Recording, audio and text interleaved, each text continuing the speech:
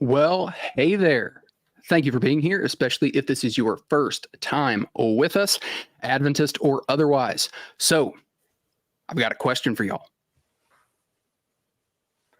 Was Ellen White who she claimed to be? Was Ellen White who she claimed to be?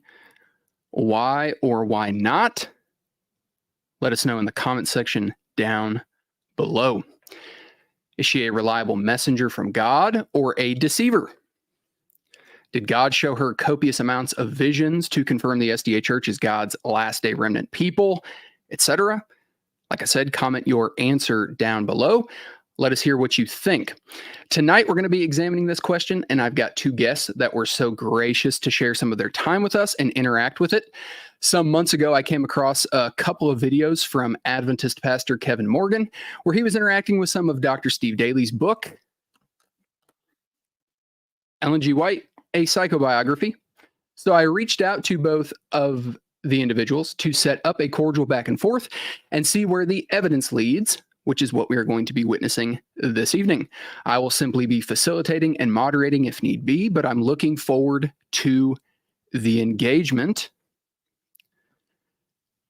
Kevin Morgan is the author of Sabbath Rest, Is There Something Missing in Your Busy Life? And he is also the co-author with Marcella Anderson King of More Than Words, A Study of Inspiration, and Ellen White's Use of Sources in the Desire of Ages.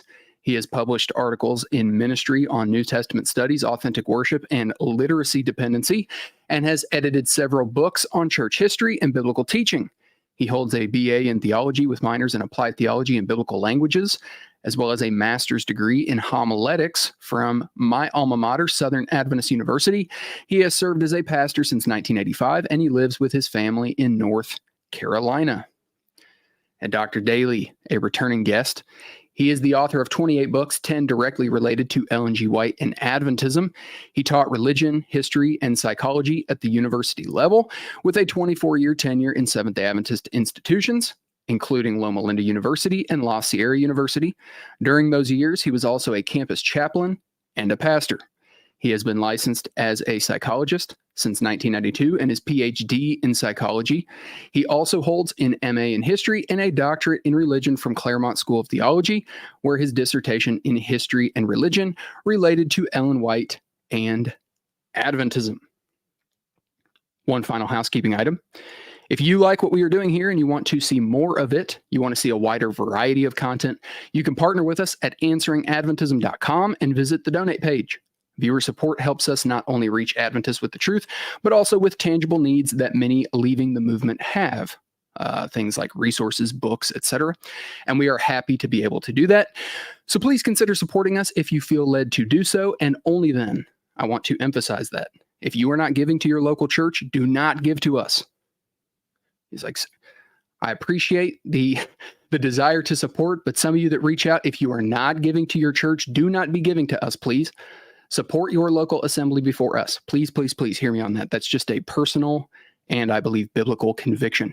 But with that said, gentlemen, thank you so much for being here and welcome. Hey, good evening, both of you. Hey, so, Steve, good to meet you finally. Hey, take care. Before we formally get into things, I want to give each of you 5 minutes uninterrupted to put forth your case. Kevin, we will start with you. Let the audience know some of the general reasons for why you think Ellen White is who she claimed to be and should be believed as a true messenger of God. Then we will let Steve do the same before you two interact on some of the specifics. When you hear this, that means you have 1 minute left. When you hear it a second time, that means your time is up. So just wrap up your thought. If you're in the middle of a thought when that happens, feel free to finish that thought, but that will indicate that your time is up. I will start your time when you begin speaking, right after I get the timer set up here. All right, I will begin the time when you begin speaking, and the floor is yours. Okay, feels like I'm taking a final exam or something here. Let me just start by saying that I have this notion that for different people to come away with different notions about Ellen White it depends upon your beginning with her and whether it was a positive experience or not. And what I'm going to present is the fact that for me, it was very positive among a number of factors. So I'm going to go to my screen here and talk about some of the books that were impactful for me. That's where I began to conceptualize for her. Actually, I need to go to my object lesson right here. If you want to go full string, this was the book that my mom got when I was a baby that made an impact on her life. And I heard about it, from then on out. My mom would read it while she was nursing me. And then she would take me with her to the library to see if it was lining up with history. And it was. So back in 1958, she became a Seventh-day Adventist. And I grew up with this notion that Ellen White was a nice person, a good person, and a helpful person, because my mom had studied history in college, and it just did not seem like things fit together very well. I mean, it was mostly conflicts between nations, and it didn't seem to have a rhyme or reason. But the Great Controversy gave her a sense of continuity of God's guidance in the church and leading people to understand the Bible. So that was the first thing. Then the first book that I ever just picked up, all right, we can go to full screen my screen on this one, was Early Writings. And to be quite honest with you, I wasn't much of a reader. I had to kind of force myself to read stuff when I was a kid, but I started reading Early Writings, and I was amazed by it.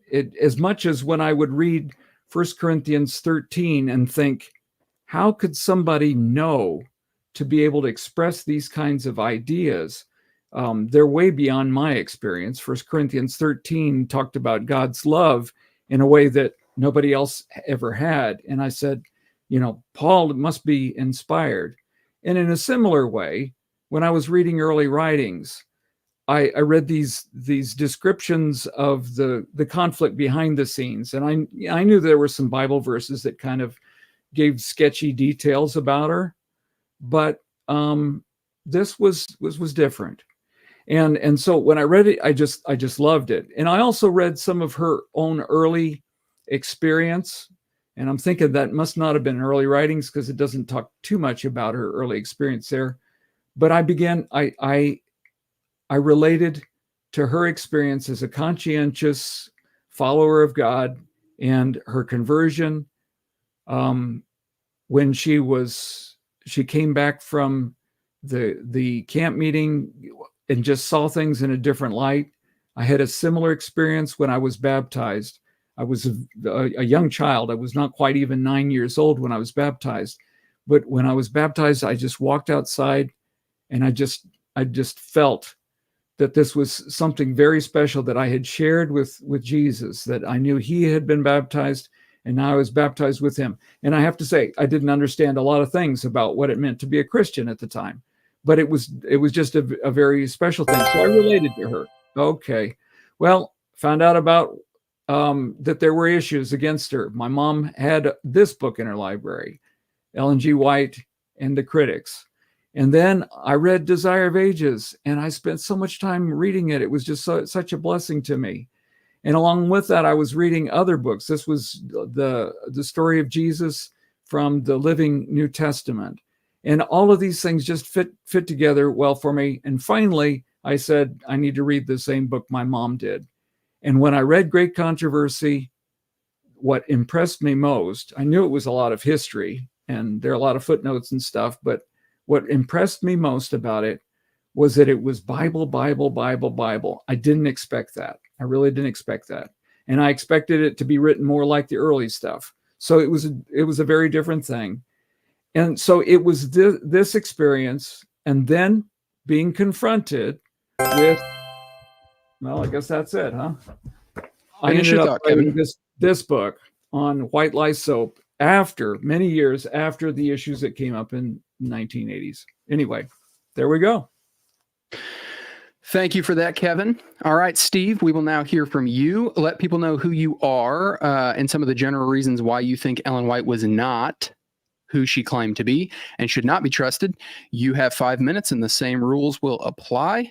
The floor will be yours and the time will begin once you begin talking. Well, thank you, Miles, for the invitation. Thank all of you who are listening tonight for joining us.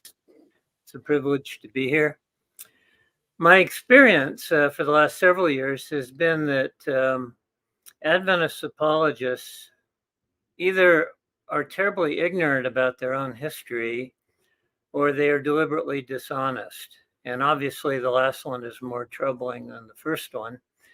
But the king of all Adventist apologists that Kevin alluded to was F.D. Nicol. He wrote Ellen White and Her Critics in 1950, just shortly before I was born. And when I was a kid, any criticism of Ellen White or anyone who questioned her, F.D. Nicol has already handled that. He's already addressed that. He's got all the answers. And so I grew up being told that, by Adventists and in Adventist schools. And even when I went to PUC to start out, that was the party line, that F.D. Nicol had it all together. He was the ultimate apologist and no critic could stand up against him. And over the years, as I got my master's in history, as I did 2 doctoral dissertations, all relating to Ellen White and Adventism, as I taught Adventism, Adventist history at the graduate level for more than 2 decades, or I should say for most of 2 decades, it became obvious to me that Nicol was not an honest person, and that troubled me a lot. There are all kinds of areas where he was not honest, but the 2 that I'll just mention briefly, the one we'll be talking about a bit, which is the shut door. Nicol wrote a ton on that, and he claimed that he used all the original sources and source documentation, which is absolutely not true. He deliberately deceived his audience, and that troubled me a great deal as I found how true that was. And the other was, that I'll mention, the amalgamation of man and beast and Ellen White's racist statements there. And Nicol went out of his way to cover that up, to try to make it sound like she wasn't racist when she clearly was racist. Everyone knew she was racist. It was right at the time of the Civil War. She was about ready to get thrown out of the church from what she had said. So Uriah Smith desperately wrote a saving pamphlet explaining what she supposedly meant. And he explained this in great detail, and it took the heat off her as far as the blacks in the Civil War were concerned, but it was still a very racist pamphlet. And both Ellen and James endorsed what Smith said. They sold his books, and this got Ellen off the hook, but it was still very much a racist explanation. F.D. Nicol knew that good and well, and he deliberately covered it up and came up with a completely different theory that was nothing to do with what Ellen believed or thought or wrote. So that troubled me a lot. And obviously, most Adventist apologists aren't anywhere near in F.D. Nicol's class as far as intelligence, study. The man wrote thousands and thousands of pages as an apologist. And so he's the hero that most of the Adventist apologists go to and feed from his trough. But what I find with most apologists I run into is that they strain at a gnat and swallow a camel. They use ad hominem arguments against you, or they don't address the big picture. They try to pick out some little thing and make a big deal of it. As I looked over Kevin's webcast on my book, this struck me, that he was straining at a gnat and swallowing a camel. He made a big deal over me referring to, small things in the book that were really ridiculous. I as I look back at it, I can't help but say Ron Grable is someone I know personally, and he was listed in the book as assistant director of the White Estate. Well, that's exactly what he was. He's called assistant secretary or assistant director. Arthur White was the secretary or the director. But Kevin made a big deal as if I didn't know what I was talking about. And Ron agreed to that description of him in the book. He was on my reading committee. So to try to say I didn't know who Ron was or I didn't know what his title was, I just found that very disingenuous. And there were several other examples I can use, but we can talk about them as we go. Can't hear you. Thank you for that, Steve. With that said, let's now interact with some of this and break the ice. First things first. Kevin, you took objection to a claim that Steve made regarding Joseph Bates' 7-year theory. I want to play a clip of that and then look at the quote you reference in Steve's book. Then the floor will be open for both of you to interact on it. So let's listen in.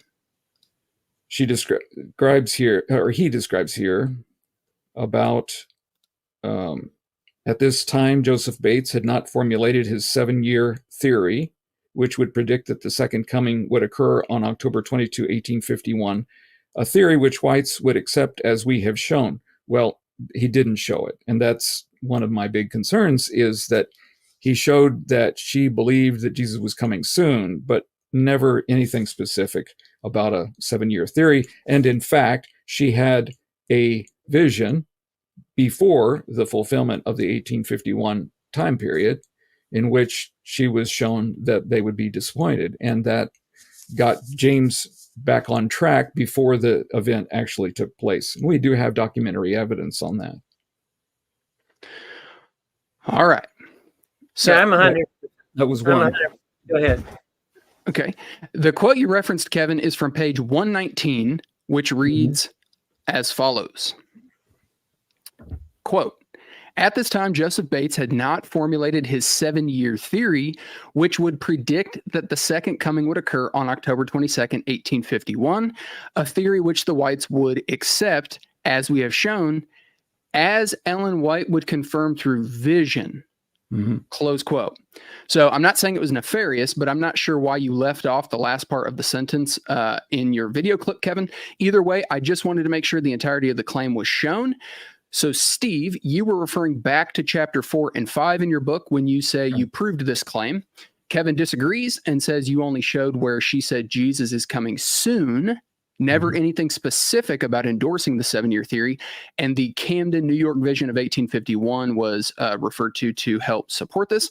Let's hear your response to this, and then the floor will be open for both of you to go back and forth. Sure. I'm 100% familiar with the quotes on both sides. I find that the apologists are typically not familiar with the quotes that demonstrate that Ellen was indeed buying into Bates' theory. And we know for a fact that James initially was pretty sympathetic to it, but by 1849, he was starting to distance himself from it. And him and Ellen were actually seeing it from a different perspective. And James wanted to move in a mission-oriented direction, even in as early as 1849. But Ellen was still strongly believing that, this 7-year theory was going to materialize. Let me just share some of the quotes as to why I say I believe that this is demonstrated in the source documentation.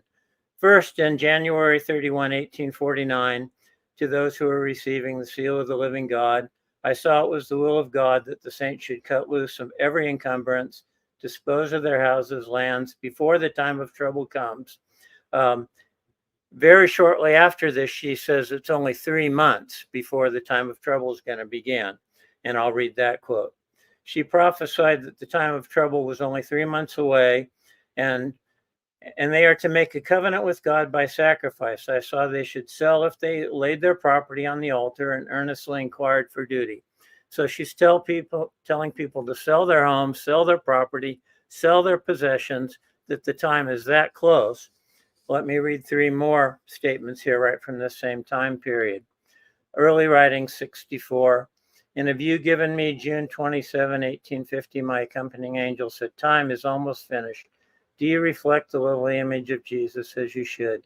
Then I pointed to earth and saw there would have to be a getting ready among those who have of late embraced the third angel's message. She said, get ready, get ready, get ready. You have to die a greater death to the world than you have died. I saw that there was a great work to do for them and but little time in which to do it. She continues, some of us have had time to get the truth and to advance step by step, and every step that we have taken has given us strength to take the next. But now time is almost finished, and what we have had years to learn, they will have to learn in a few months. They will also have much to unlearn and much to learn again. So why in the world is she saying they have 3 months here, which fits perfectly with the 7-year theory, because she's saying the time of trouble is going to begin in 3 months, and that was to last less than a year, which would fit perfectly with the October 22, 1851 date. Are you familiar with when that was actually written? Yes, I was. It was 6/27/50. No, it was written in 49. No, the June 27/50 is the date of the 3-month one. The other one, the first one I read was in 1849.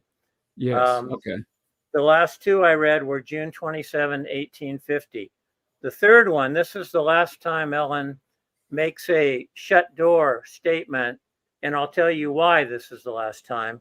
And this is June 21, 1851. She said, I saw that Jesus prayed for his enemies, but that should not cause us to pray for the wicked world, whom God has rejected. When he prayed for his enemies, there was hope for them, and they could be benefited and saved by his prayers. And also after he was a mediator in the outer apartment of the whole world. But now his spirit and sympathy were withdrawn from the world, and our sympathy must be with Jesus and must be withdrawn from the ungodly, present tense. Now, this is the last shut door statement she makes. And the reason that she shuts off early before the October 22, 1851 date is because she was expecting the time of trouble to come. And by the summer of 1851, she could see the time of trouble had not come. Everything was just the way it had been. Her predictions had fallen flat. She was a false prophet. And now she had to do reparations. She had to try to figure out, how in the heck am I going to deal with this? So this is when she starts making these other statements. August 19, 1851, I have never stated or written that the world will be doomed or damned. I never have under any circumstance used this language to anyone, however sinful. I have ever had messages of reproof for those who use such harsh expressions. Well, that's just a direct lie. For 7 years, she had been saying that probation had closed, that the wicked were lost, that God had judged the world. And now she's trying to say she never made any statements like this at all, which is just completely untrue. And, Steve, there's a lot of good stuff there. I want to make sure Kevin has a good amount of time to respond to that. So let's halt there, and then we can pick the back and forth back up. But Kevin, I want to hear or let you have the floor to respond to some of that. Yeah. Everything that you've given, you have been able to kind of put it together in your mind, and it makes good sense for what you're saying. And in your book, you said it was consistent with, and I would say, I can understand why you would say it's consistent with, but the burden of proof is to show in any way that she has written or that James has written that they identified with the 7-year theory, because that is the contention. You can prove that she believed it was the time was short, and I will agree with you. Within the first year, 1845, they did believe that he would come within that period, and that was the concurred and agreed upon view of those who accepted the bridegroom theory to explain why Christ had not come. Recently, I took all of the issues of the Jubilee standard. And I wanted to say this to you, by the way. Your book has stimulated me to do a deeper dive on this subject, because I never thought that I would even need to. I didn't see the need to. But because you have brought these things out, and because you are very efficient, I do like the way that you footnote. It's a lot easier than a lot of formulations of footnotes. It was easier for me to look things up. But when I started reading, the reason why you may think of it as nitpicking, what I'm pointing out is that if you have carefully placed points of truth, and all of those points are accurate, then you come together and you can formulate a proper conclusion. But if you generalize too quickly without being very clear about those different points, then you may actually skew it slightly. It's like putting a puzzle together. You have to have all of the pieces. So I went back and I transcribed and edited all of the Jubilee standard that's available. And I looked at it and I realized that there was a tendency of people in that first year, including Israel Damon, you're probably familiar with that name, Hiram Edson, that he wrote for the Jubilee Standard, but Ellen White did not. She was Ellen Harmon, obviously, and James White did not. But there's a finer point on the distinction between them, and that's what I want to show here. So if we can go to the full screen, Miles, and Kevin, you'll have to share your screen again since your internet dropped. Yeah, if you were wondering earlier, folks, while he gets that set up, if you were wondering earlier why there was some screen malfunction, it was just due to a little bit of a tech issue. But no worries, he is back. So you will just need to share your screen again, Kevin. Okay, cool. All right, here we go. This is the earlier statement where Steve points out about the 7-year theory. The second one was, like it said, a reference back to the proofs. And I was just going through a number of things that did not seem accurate to me based on what I had studied. So it was not that presentation. I was not a point-by-point refutation of what was in it. It was just a couple of points that popped out when I was reading that particular chapter. But so I've gone back to document this and so that it's in his words. But for our purposes in this chapter, Bates was also responsible for convincing James and Ellen White to embrace the 7-year theory, which would once again set a date for the end of the world, this time on October 22, 1851. So then we have the question is there sufficient evidence to say that they entirely bought in on the 7-year theory? Is the point that has to be proved. So from there, I'm going to go to the next statement, and this is a running commentary by Douglas Morgan on his article. We'll get the reference at the end, but he says Bates' contemplation of the details of the sanctuary service in the Day of Atonement led him to a momentous conclusion. The pre-Advent judgment that began in October 1844 would last 7 years, and thus in October 1851, Jesus will be gathering in the harvest with his sickle on the white cloud. Now, here's where I agree with you, Steve, on this. You said he had, at a certain point, Bates didn't have this theory. Bates' theory, he didn't come out with it in 45. He didn't come out with it in 46. It wasn't until 1850 that he came up with this idea of 7 years. So we're in agreement.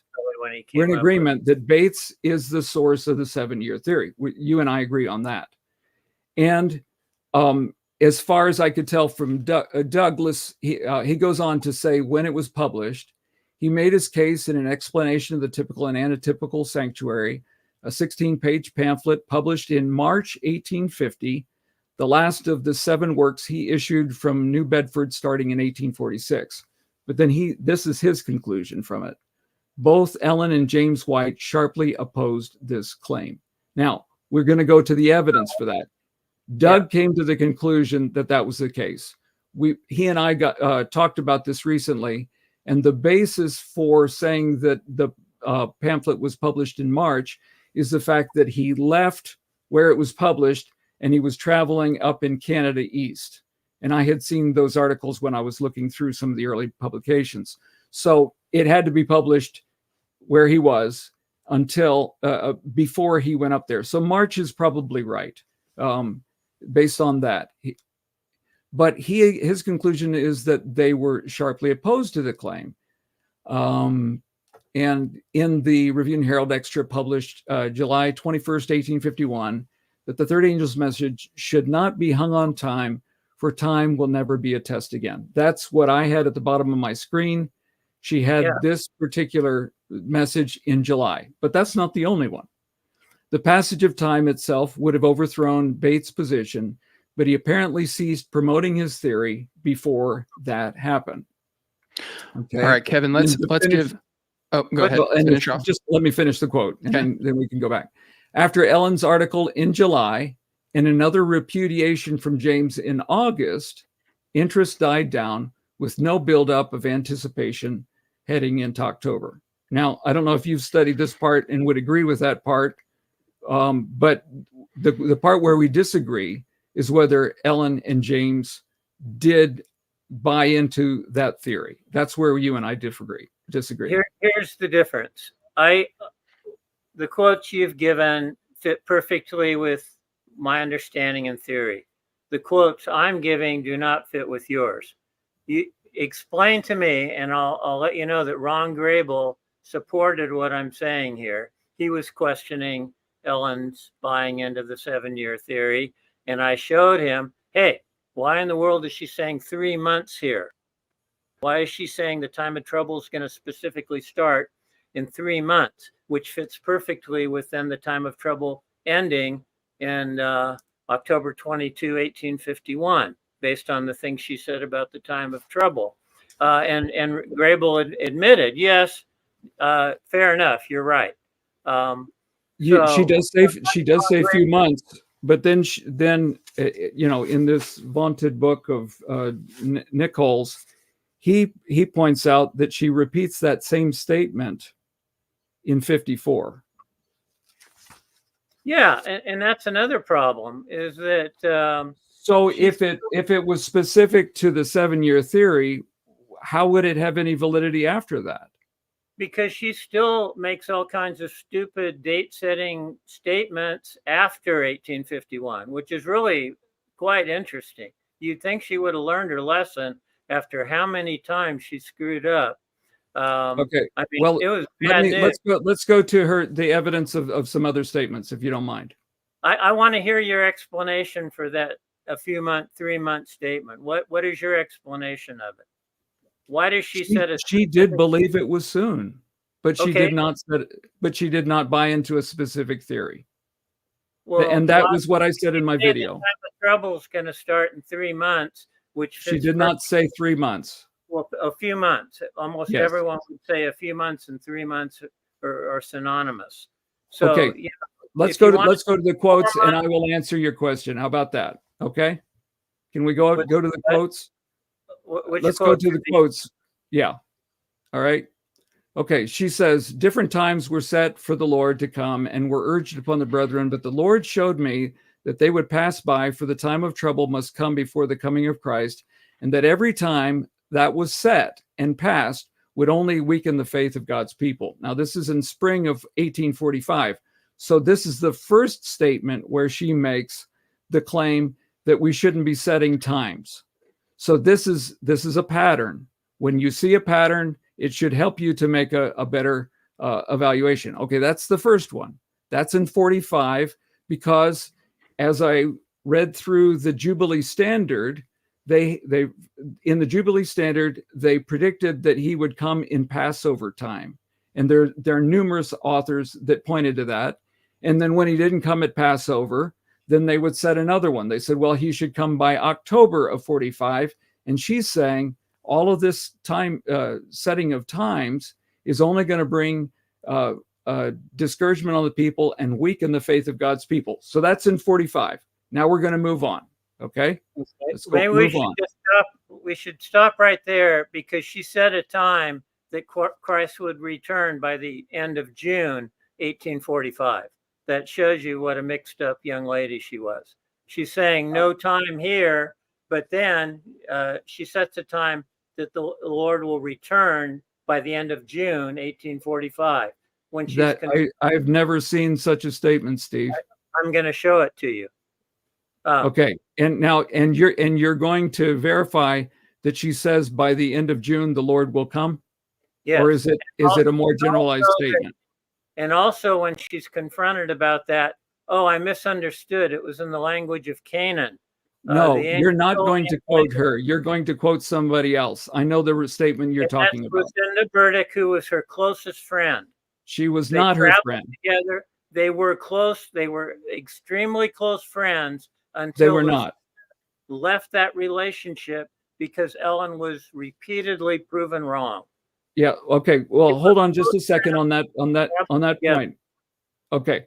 I'll let you bring the quotation out, but there is no evidence they were close friends. The statement they traveled together constantly, both before and after Ellen got married. They did not. They did not. They did. No, there's no evidence for it. Yes, there is. The statement that you use to back that is somebody else's evaluation of Burdick's own statement.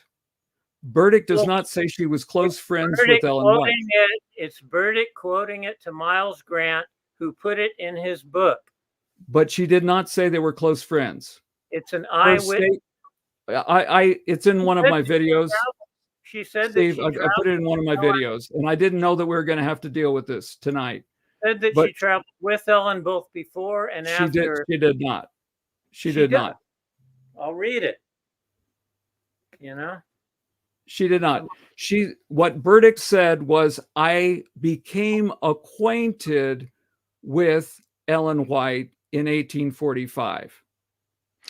Maybe to help just facilitate a little bit here to make sure both sides are being heard, Kevin, I think his claim is not that Lucinda either verbatim said, I was a friend of Ellen White, but he is saying it can be deduced based on the fact that clearly if you're traveling around with somebody, you're more than just an acquaintance.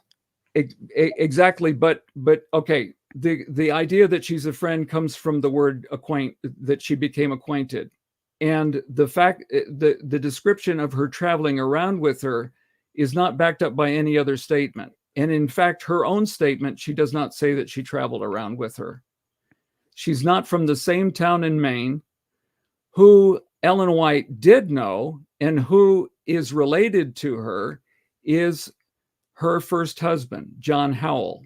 And I have tracked his life.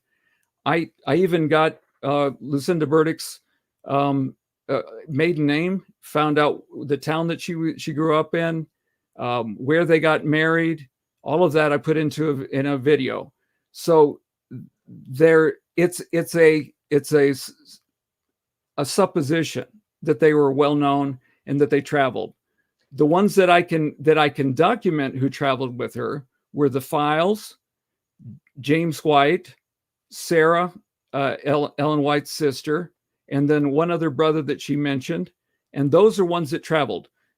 Israel Damon traveled. Now, she may have gone to one of the places where she was, but she was not a traveling companion with Ellen White. There is no evidence that backs that point up.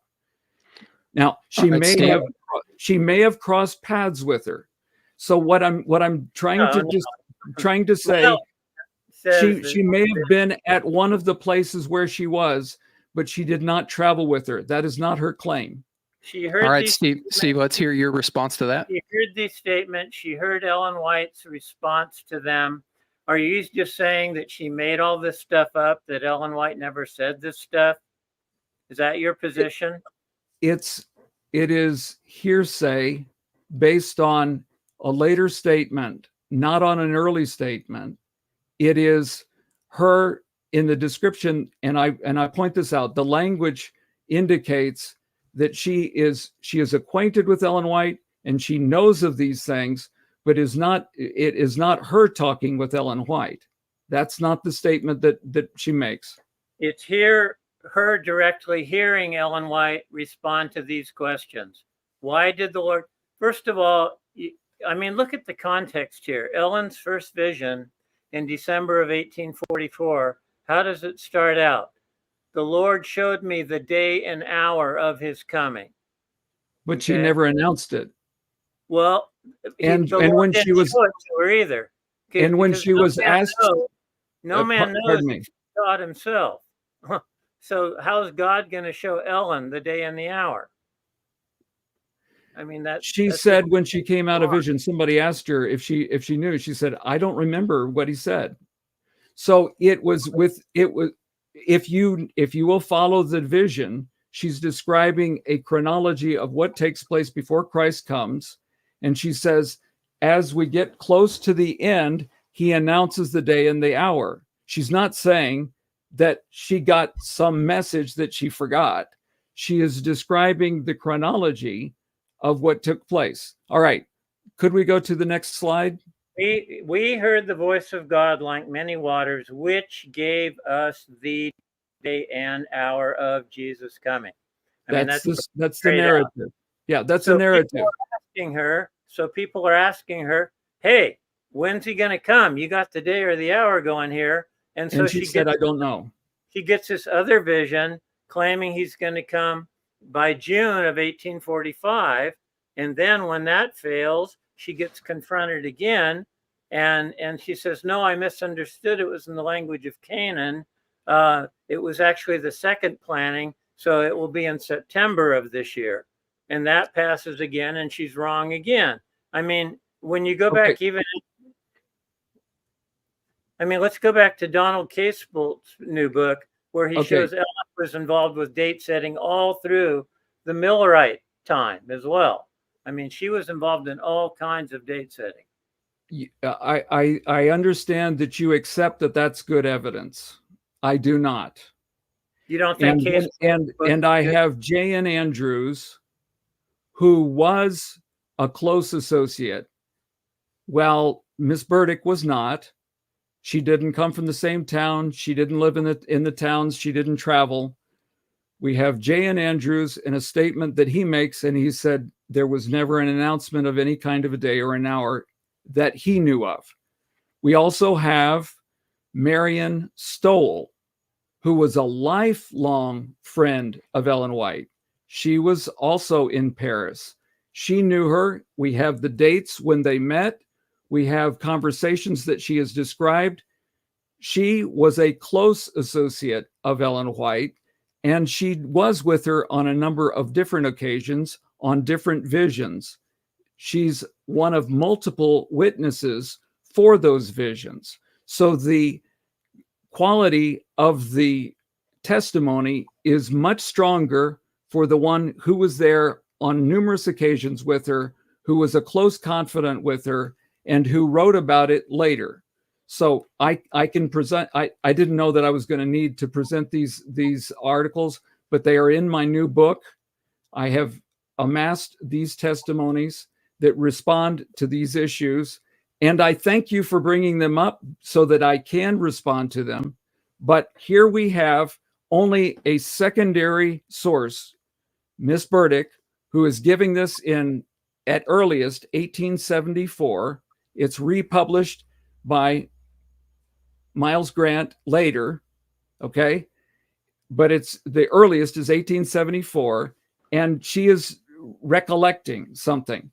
Her husband, John Howell, was such a notorious competitor with Ellen White that he traveled where she was, and Miles Grant also traveled where she was to speak against her. So they do have a clear bias. We know they have a bias, and when you do history, you have to take into account the bias of the witness. All right. So in 45, Well, let's 45 from Ellen White's own testimony. hold on. Yeah. Let's let Steve respond to some of that, because I just don't want it to get too buried and too lost. Hold that thought, and then actually after this, we're going to come back up on this. I want to play another clip from your broadcast, Kevin, but it's on the same topic, and so save that for that period, Steve. Say what you need to that, and then, like I said, I want to play that next clip. Yeah, Miles Grant obviously wasn't a pro Ellen White person. No one's trying to claim he was. But Burdick was. She was a friend. She did travel with Ellen. She was in the churches. She talks about how this June vision that Ellen had was accepted and received in all the churches that they went to. You know, you're acting like she didn't even hardly know Ellen White when she did. Hears firsthand what Ellen said. It was Right. spoken in the churches all over, and you're acting like, oh, she came up with this in 1874. No, she remembered this clearly from the 1840s when she was with Ellen, and Miles knew her then too. He happens to write his book several years later, but he knew her. This was documented in the 40s. This is not like some ancient memory the way Ellen White comes up with, you know, and when she denies all her shut door statements in 1874 and 1883, yet when you take the source document statements themselves between 1844 and 1851, she's saying the most ridiculous shut door stuff you can imagine, and then she completely denies it in 1874 and 1883, and Nickel takes those later statements as if they're the source documentation. This is the kind of stuff I have to put up with Adventist apologists. Well, I think that bias makes a difference for both of us, because you're willing to take a statement from 1874, and I am going back to 1845, and I am going to 1850 for these specific statements. And that's what I would like to bring up. Because you have brought it up, I'm going to look up Andrew's statement so that while you're doing that, Kevin, you don't rely on me, but on what he actually declares. So I'm going to while you're looking that up, I'm gonna play the next clip here, because I want to keep things. We got some more stuff obviously tonight to look at. I love the back and forth. I love the dialogue here. I want to play another clip though from your video, Kevin, that is still in the same vein, and then I will see you guys on the other side. Another matter is the issue of the shut door, which he fails to understand. He says that in her first vision, she says that probation had closed. That's a misunderstanding of what the shut door is about. What they came to understand the shut door to be was that there are two apartments in the heavenly sanctuary, as Hebrews says. It's in the Greek, that it's multi-compartmental. It's holy places. Anyway, in the first vision, she refers to the 144,000. That sets the bar pretty high for how many people should be ready for Jesus when he comes. At its maximum, the Advent movement had about 50,000, and certainly far fewer after the disappointment. So the first vision actually points forward to a greater work. Probation hadn't closed, but people had made up their mind. And those who fell off the pathway, none of them got back up on the pathway for the midnight cry. She was right. So I feel badly for the author writing a book that's based on so many assumptions. He should have consulted some more people before he published. He has a group of people, and he refers to them in the front of the book, and ostensibly they looked at this, but they didn't catch these major glaring errors that I have just mentioned and so many more. And he describes Ron Grable as the associate director of the White Estate. He mentioned that twice. He never was the associate director. No. All right. And he wasn't. He wasn't. Sorry. We'll get to that again in a moment. But Steve, he claims that you don't understand what the shut door was about, and you provided no evidence, like we said in the previous clip, in your book to support that Ellen White had a vision regarding it, and that you make basic errors such as claiming that Ron Graybill was the associate director of the White Estate when he never was, apparently, and that all those errors call into question your scholarship and reliability. Let's hear your response to this, and then Kevin, you can jump back in and you guys can get back into this general topic of the shut door. I mean, we can just read the shut door quotes, which I think we need to do. But, something people need to keep in mind who are watching this is cognitive dissonance is something that causes people to hold on to false beliefs. And I've had all the same beliefs that Kevin has had. I was raised up in Adventism. I was taught all the stuff about Ellen White. I went to Adventist schools. I went into the Adventist ministry. He's accusing me of bias. It's not bias to come to realize over many, many years as you've studied, as you've done a master's thesis in history on Ellen White, as you've done 2 doctoral dissertations, as you've taught Adventist history for at least 15 years, and continually studied this stuff. Hey, I was taught wrong stuff. It takes a lot of guts to go against what you were brainwashed with, what you were taught. The cognitive dissonance is so strong. Oh, I got to keep my job. I got to stay in the church. There's a million reasons why people want to believe what they're told in a cultic environment. And, Adventism has never been open and honest about its history. It's always covered it up. It's always lied about it. As I said, F.D. Nickel completely ignored shut door documents that we're going to look at right here that are damning documents to him. He completely leaves them out when he knew good and well that they were there. That's really sad, and he's deceiving a whole, millions of people through his books by doing this. It's unacceptable, to say the least. And, it takes a lot more study and research to change your mind when you've been inundated with this kind of thinking over years than to just confirmation bias. If you want to talk about bias, what you have is confirmation bias. It's simply confirming what you were told all your life. And, you want to believe that because you had good feelings about Ellen White when you were a kid. And so did I. But I overcame that confirmation bias. It takes a lot of work and study and research to overcome confirmation bias. The person who overcomes confirmation bias has a lot more credibility than the person who just spouts confirmation bias. I would, first of all, respond by saying that. Kevin, let's hear your thoughts to that. And then I know Steve wants to read some quotes. And then I think there's something that you wanted to bring up on screen as well. I'm trying to keep track of all of those things so things don't get lost. Right. But let's hear a couple-minute response there to what Steve has just said.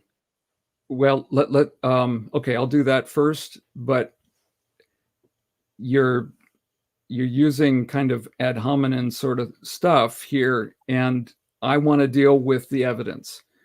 F.D. Nickel may be a place where I would start to look, but he's not my authority. I did my own research. I've done like tiny egghead, pinheaded little detailed stuff that some of my fellow Adventist historians say you go real shallow, on that point. You're really going deep into that one point. Because I nail it down. Michael Campbell, a good friend of mine, he said, Kevin, when people look at your book, they may not agree with your conclusions, but you showed them all your work. And that's what I do. So we can disagree, but I want to show my work. And so that's what I want to look at, not how many years you've taught or how much experience you have. Obviously, you have a lot of background, and I'm not as old as you are, but these gray hairs say that I'm old enough. Here's what I want to look at, and that is this is the testimony. Let's go ahead and bring up on the screen. This is just my document that it's an adjunct to my book. My new book is going to be called Glory, Glory, Glory.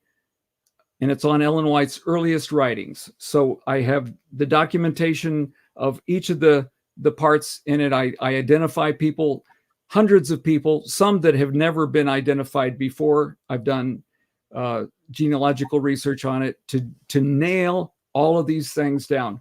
So this is the area that I am deep in at the moment. I haven't published the book yet. And this will be a secondary exhibit because the publisher didn't want such a long book. So this one will be available on the Academia website. I'll just flip that up here just so you can see it. Here on Southern, this is the link for it right there. And Jubilee Standard, this is where I put in some of this material. So this is all the documentation. I put it here, making it available. All right, so let's shrink that back down, and we'll go here. And let me zoom in a little bit on it so it's a little bit larger text for everybody to be able to see. This is a testimony written in 1874, the same time that Miles Grant wrote his book, or his first. Actually, it wasn't the book. This was published in their paper, and then he published the book. Okay, so in 1874, this is J.N. Andrews, a very careful scholar by anybody's standards, who talks about his acquaintance with Ellen White in the summer of 1844. I've been intimately acquainted with her ever since, conversant with her course. There's nobody that would question whether J.N. Andrews knew her. And here's his statement. I do not believe the statement to be truthful that she claimed to have seen that Christ would come in June 1845. It certainly did not come to my knowledge, though such must have been the case had it been true. It is not true that this prediction was published in The Hope in Portland, 1845. So that's the evidence. Take it as you will. And then when we go to the other issues, when we talk about the finer points of what does the shut door mean, we cannot wave a magic wand or gloss over distinctions, because there are differences of view. And as I have studied this early period of Millerite history, we see Millerites of various stripes. I'm sure you're familiar with some of them. You know, the conference that decided they weren't going to do foot washing, those that believed in the shut door, those that didn't believe in a shut door, there were multiple different groups that were coming out. And the one that James and Ellen White are with accepted the bridegroom, accepted the shut door, but their view changed. Now, within the documentation for this pamphlet, it's 125 pages. I will agree with you that James White, very early in 1845, held the kind of shut door view that you're describing. I will agree with you on that, because in his letter, he talks about doing a funeral service for Marion Davis's aunt. She died. Her name was Marion, and he went to do the funeral service. He preached the hope of the resurrection from the Adventist point of view, and he knew that the people there probably would not receive it, and he referred to them as like casting your pearls before swine. But he was going to give his testimony anyway. So in early 1845, I will agree with you that James White had that view. But the question is whether Ellen White's visions have that same view. And when we look carefully at them, there is a distinction. Now, let me go to... Hold up, Kevin, because there's kind of a lot there. So we want to make sure that Steve remembers all this. I don't want everything to get lost. So Steve, let's hear your response to that. Essentially, to summarize, Kevin is essentially saying that again, there is not evidence, and the evidence he says you've presented is essentially not sound. Lucinda Burdick's testimony is not sound, but there's no evidence that Ellen White actually affirmed the 7-year theory and that your understanding of what the shut door is incorrect. So let's hear your response to that and the quotes that you want to read to show why you would disagree with this. I mean, first of all, I already said that I can fit all the quotes we've looked at, including Ellen White's denials, into my theory very easily.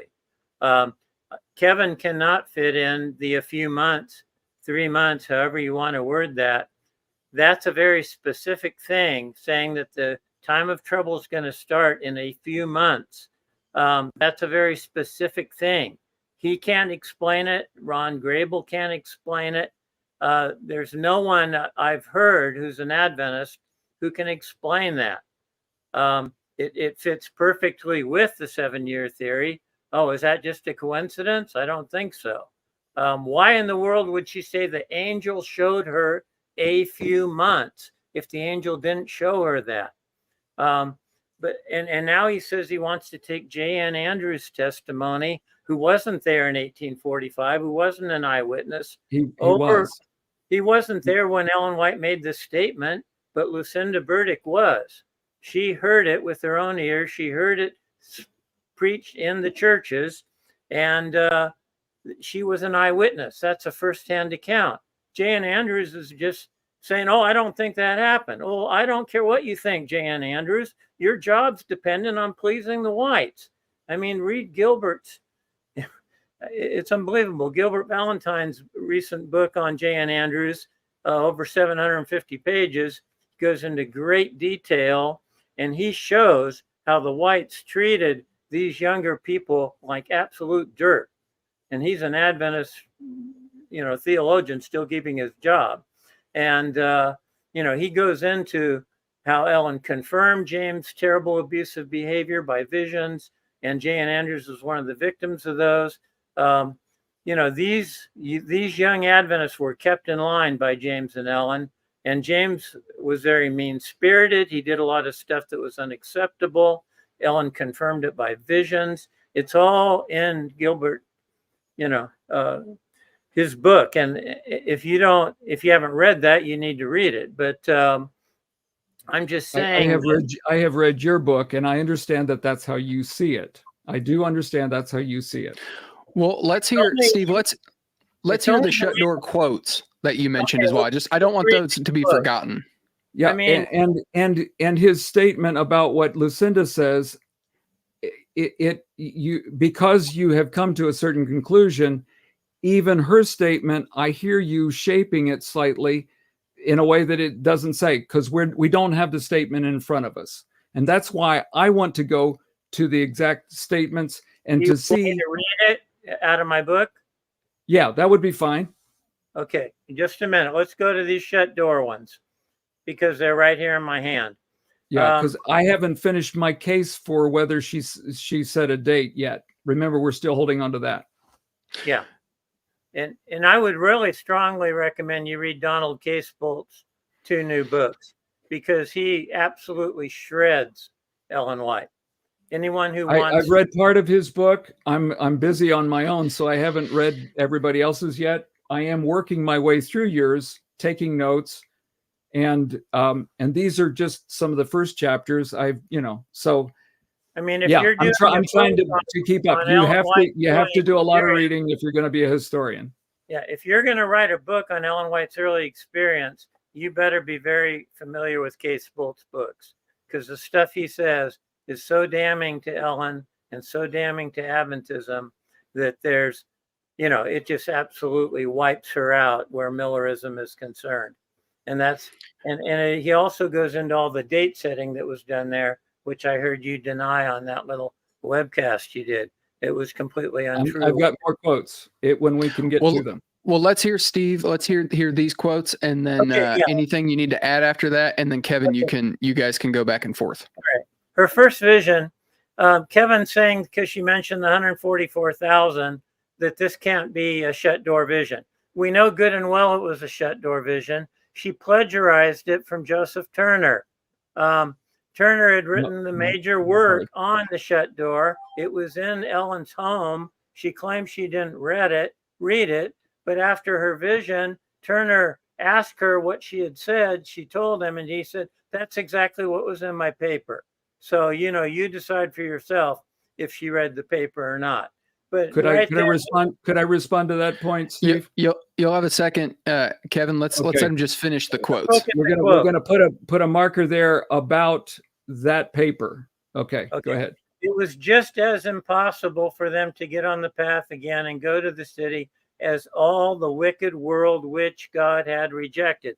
That seems pretty clear to me. God had rejected the wicked world. Isn't that what she said? Right. That's that door. That's do what. You disagree with that that God rejects the wicked world? I totally disagree with it when probation hasn't closed. I know, but do you think that God does not reject the wicked world? Ultimately, he rejects the wicked world, but he doesn't reject the world war before probation closes. She's saying probation has closed because he has rejected all the wicked world. How else do you come up with that? Otherwise, he's just prejudging them, and they never have a chance to change. But these are people that have made a decision. That's her point. What?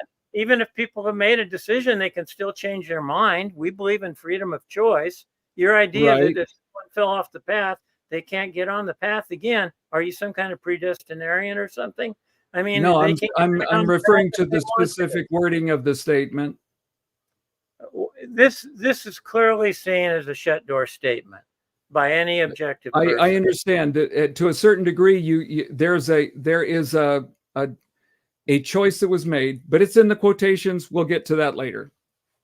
Okay, let's go to the next one. Letter 3, 1847, letter of Ellen White in the LOU SDA Heritage Room, pages 49 to 51. At the time I had the vision of the midnight cry, her first vision, I had given it up in the past and thought it future, the shut door, as also most of the band had. I know not what was in Joseph Turner's paper. I knew he had one out and one was in our house, but I knew not what was in it, for I had not read a word of it.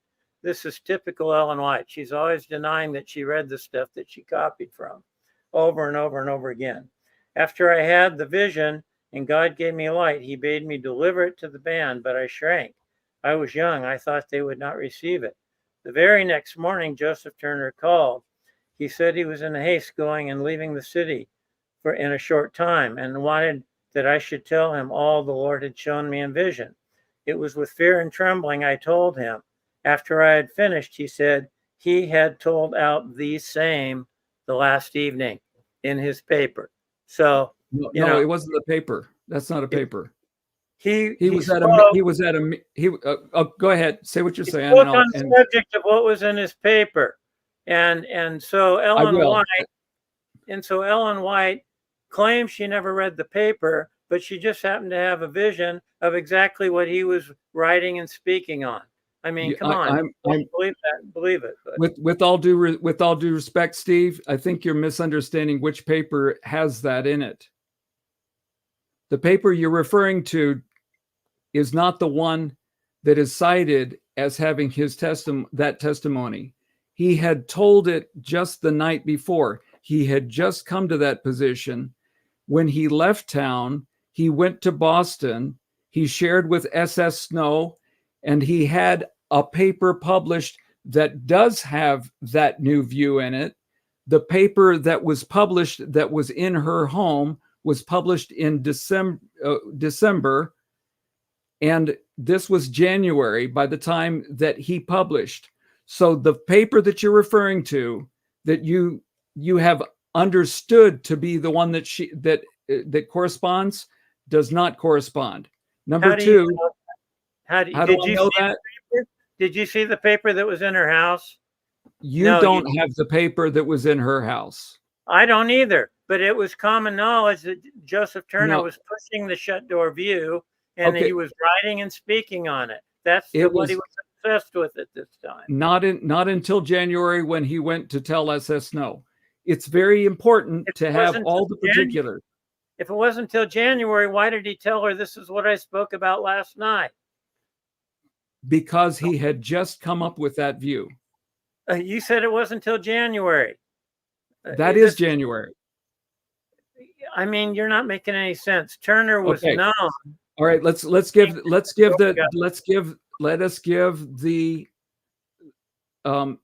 the chronology. Ellen White had her vision the latter part of December.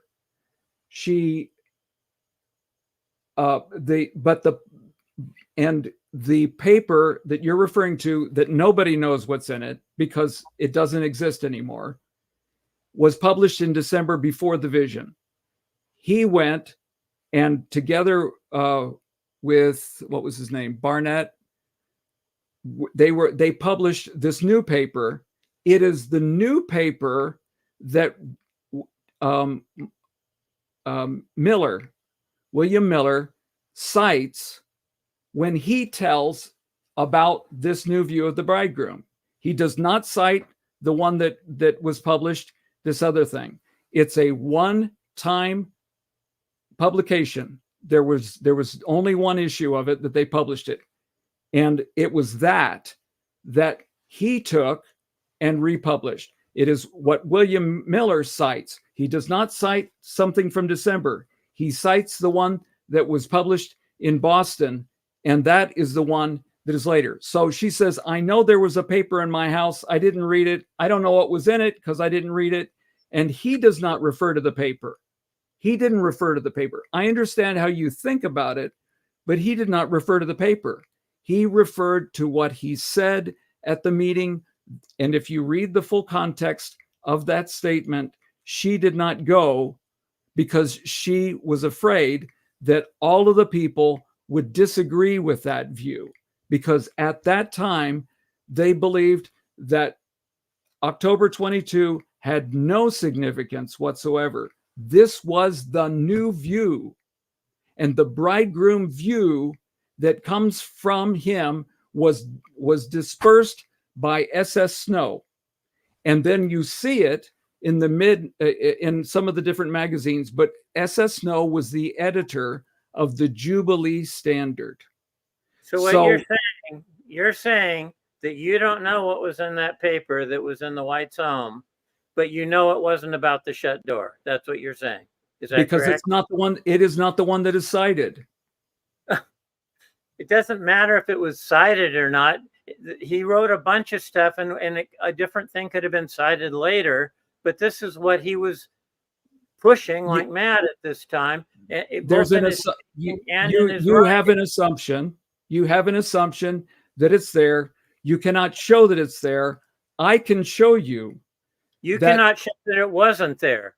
Then you have no proof. You cannot show that it wasn't there. But I can show you what they do cite. But what we do know is that Turner says to her, that's exactly what I said last night. Right. You know, and if she wasn't there, how would she know what he said last night? Because she got it in a vision. And that's why it was a surprise. This is the Adventist thing that God just happened to give. You know what Dennis Fortin recently said at the Ellen White meetings in October of last year? Are you familiar with what he was quoted as saying in those meetings? I don't know. He said that he was so devastated when he found out for himself through his own study of Milton's Paradise Lost that 80 to 90% of great controversy was taken directly from it. Titles, outline, etc. Fortin is the top Ellen White scholar in the Adventist Church today. You have to face reality here someday. You can't just keep playing games. I've done extensive study on great controversy. I've done extensive comparisons. You can go to my website, to academia, and download the papers where I put them side by side.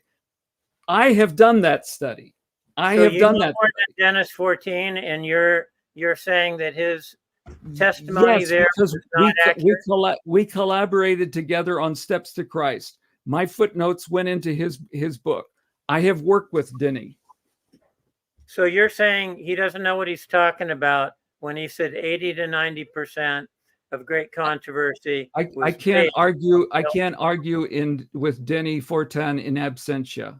You know, what I'm disagreeing with is what you're saying, and I don't know that he actually said that. Well, he's quoted. I think it's how I do believe that that's how you understand it, and I believe that you are absolutely sincere. I don't think you're trying to deceive people. This isn't an article in Adventist Today, so it's not like hearsay or something. Okay, well, I can look that up, but our viewers can't see it.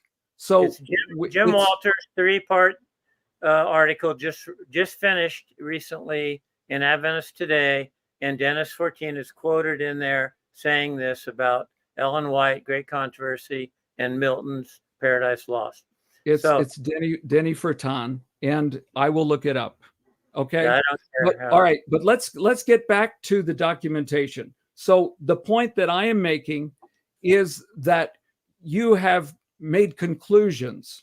You have drawn conclusions. I understand why you have drawn the conclusions. Parts of what you're saying, I fully agree with. There are, on the documentary evidence, I have stated clearly what I agree with you on. But I have also given you the evidence that explains why I disagree with your conclusion. Yeah, and I don't mind if you disagree with me. That doesn't bother me at all. I mind if you misrepresent me on your webcast, which I felt that you did badly. But because you disagree, I have done it. I've tried to do it agreeably.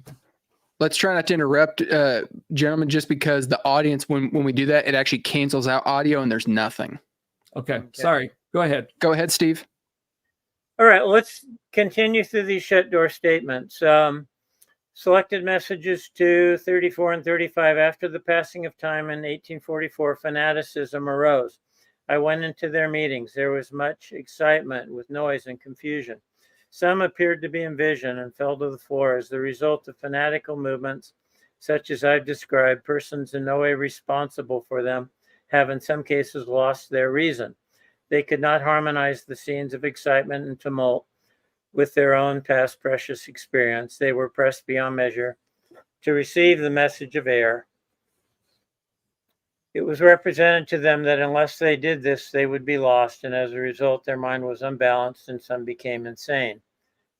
Ellen goes on to say that during the same period, she experienced a number of visions and fell to the floor often in such mental turmoil that for 2 weeks, my mind wandered, an experience that she would later refer to her extreme sickness.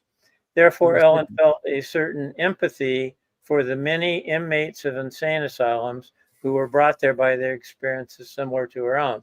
That's just talking about some of these charismatic extremes that were connected with all this disappointment, date-setting stuff. Ellen White, 1849, Manuscript release 593, Present Truth, August 1849. I was shown the commandments of God and the testimony of Jesus Christ relating to the shut door could not be separated. My accompanying angel bade me look for the travail of soul for sinners as it used to be. I looked but could not see it, for the time of their salvation is past. That's pretty clear. This is all the way back in 1849. The time of their salvation is past. They can't be saved. Because I'm going to present the other evidence, and I'm glad that you have presented. Well, how do you explain that evidence is what I want to know. If we can get to the quotations, I will. I mean, if the time of their salvation is past, it's past. But we know it wasn't past. Ellen White was not telling the truth. Manuscript. Are you so? Shall I take a shot at the quotations to deal with that particular one, or do you want to read some more? If you want to do it as we go through them, it's fine with me. That way. Okay. Well, let's go to the screen, Miles, if you don't mind. I need to do some catch up because these are the ones about specific date setting, because the statement that we're debating is, did she set dates? And so I want to present this as evidence. You have presented general evidence that she believed that it was soon. You have presented evidence that uses the language of few months, and that you say fits within that framework. Okay, are we on agreement on that? That's yes. What you've stated. All right. Mm. So let's take a look at her statements in 1850. I saw that God had not made a test of time since 1844, and that time never again will be a test. So she makes this very clear statement. It does not sound like she's going to cast her weight on another time test of 7 years. All right, let's go to the next quote. Can I ask you a question related to that? Sure, I'll go back to it. Okay. All right. You're saying that God showed her, there was no test of time since 44. We've already talked about her 2 and 45. We've talked about all these shut door ones. We talked about the a few months one. You said again she makes that in 1854. In 1856, she makes her food for worms prophecy that people would be translated in that room who are all dead and gone more than 100 years ago now. That was making a specific time prophecy, which didn't come to pass once again. In 1885, she makes several statements that I can read for you here about it's too late to marry, it's too late to have children, time is too short now to consider getting married, having a family. What in the world is she talking about? That was 1885. If people had taken her seriously, there would be no Adventists on the planet. I mean, she was a confused woman. She contradicted herself all the time. That when this you does have not reply. Steve, with all due respect, this does not reply to the specific quotation that we're looking at. This is like we're dealing with a spat between spouses, and you're bringing in other stuff to try to bolster the case, and I want to be constrained. So if you wanted to reply to the specific one, I'd be happy for that. Otherwise, I do need to keep going. Yeah, I already told you why she made these kinds of statements later. It's because the time of trouble didn't come as she prophesied it would. It's going to come in a few months. It didn't come. So she can see it hasn't come. So now she starts backtracking and getting all these other visions to give her a bailout position when it's obvious that the Lord's not going to return on October 22, 1851. But her other statements fit perfectly with believing that that was going to happen. It's only when she sees that the time of trouble didn't come that she starts making these other statements. That's obvious, That doesn't reply to 1850 when he has, according to what I was able to give you, Bates' statement about this time period was made in March. He published his paper in March. This is October of 1850. This is long before 1851. And she is saying categorically that time never again will be a test. All right, here's the next statement. Say that? The reason she says it is because several months before, she had said 3 months, a few months. The time of trouble will start in a few months. Now we need to keep going. Okay, we need to keep going. And the time of trouble never started. So because she continues those same statements, and so it doesn't really support the 7-year theory specifically. In your mind it fits. I get that. In your mind it fits. I haven't heard a single Adventist explain that. Okay. You haven't explained the a few months statement. Because I have not been enabled to go through the quotations. Well, I've talked to... Because I have the quotation that deals with that later on. So if we can keep going, we can get to it. I'd love to hear where she gets out of that a few months statement. Because she doesn't. I know it for a fact. Okay. Could I proceed? Okay. All right. The Lord showed me that the message must go and that it must never be hung on time, for time never will be a test again. This is in June of 1851. This is long before the 7-year period is over. So she is categorically again saying that time will never be a test again. It's not long before. This is already past the time when the time of trouble was supposed to happen. So now she's saying the time of trouble has to happen. I'm going to have to ask you to hold off for just a second. Okay. Because what we are dealing with specifically is the 7-year theory that goes from the fall of 1844 to the fall of 1851. This statement is written in June of 1851. It is several months before the 7-year theory would be fulfilled.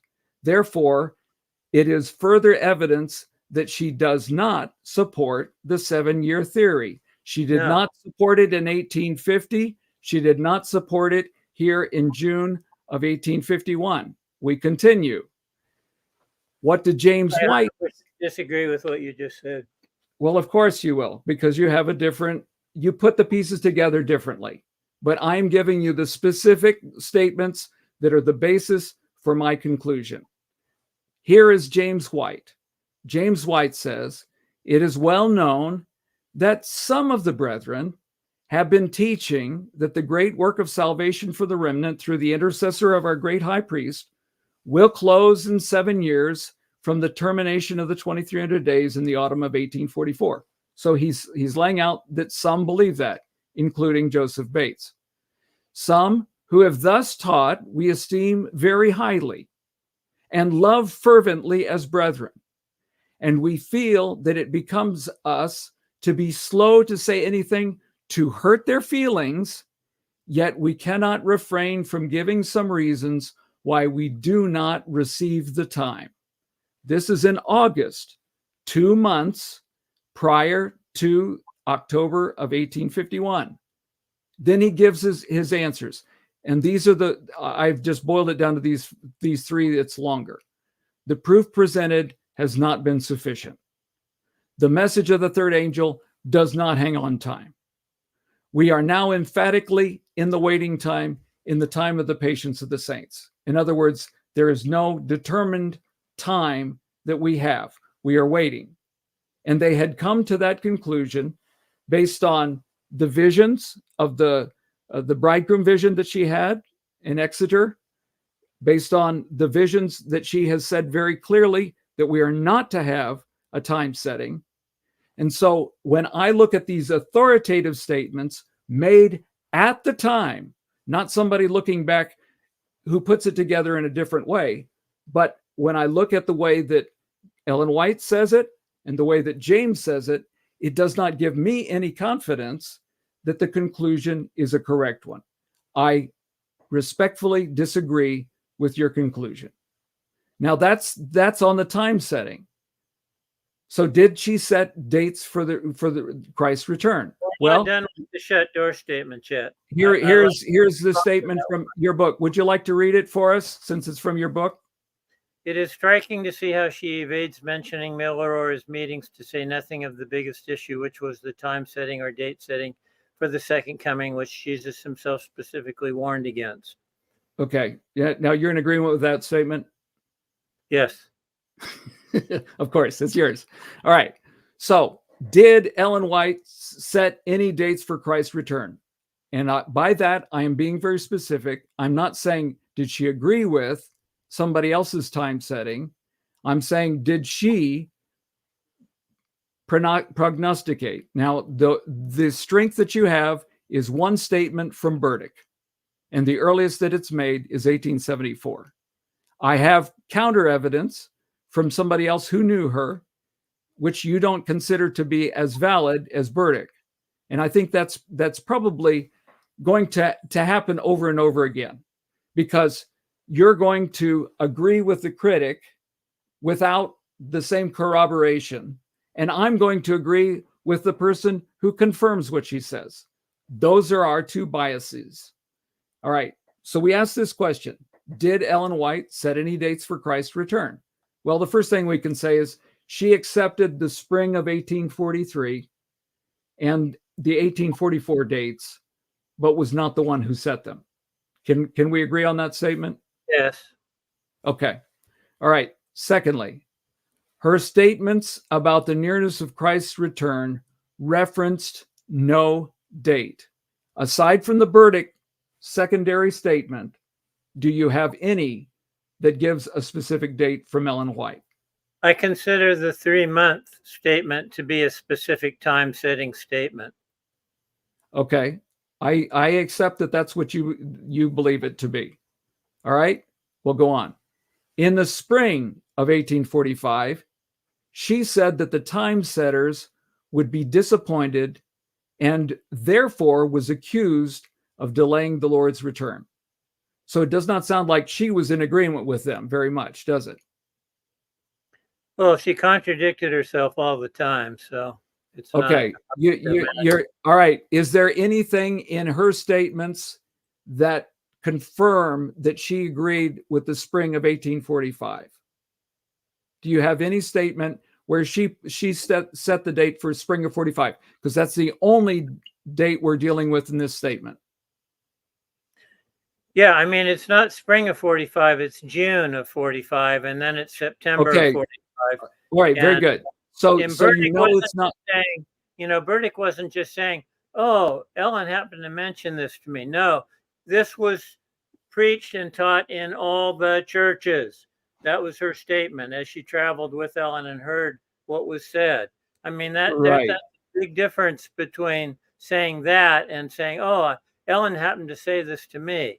No, that's not what it was. It was Ellen being confronted by people. Hey, why didn't he come in June like you said he was going to? Oh, because the angel showed me in the language of Canaan and I didn't understand it. It's really going to be September. This is not the kind of thing that Burdick's just going to make up. I mean, it's just ridiculous to think that her eyewitness account didn't have credibility. I understand that you give her credibility. I give the reasons why I don't. I documented her life. I documented the connections. And what I don't fault her statement, first of all, but I fault probably more the statements that overstepped it. And that's what I called on the issue of her being a close friend. There is not evidence of that. And I give the documentation for the basis for even say she's acquainted. And I draw the connections.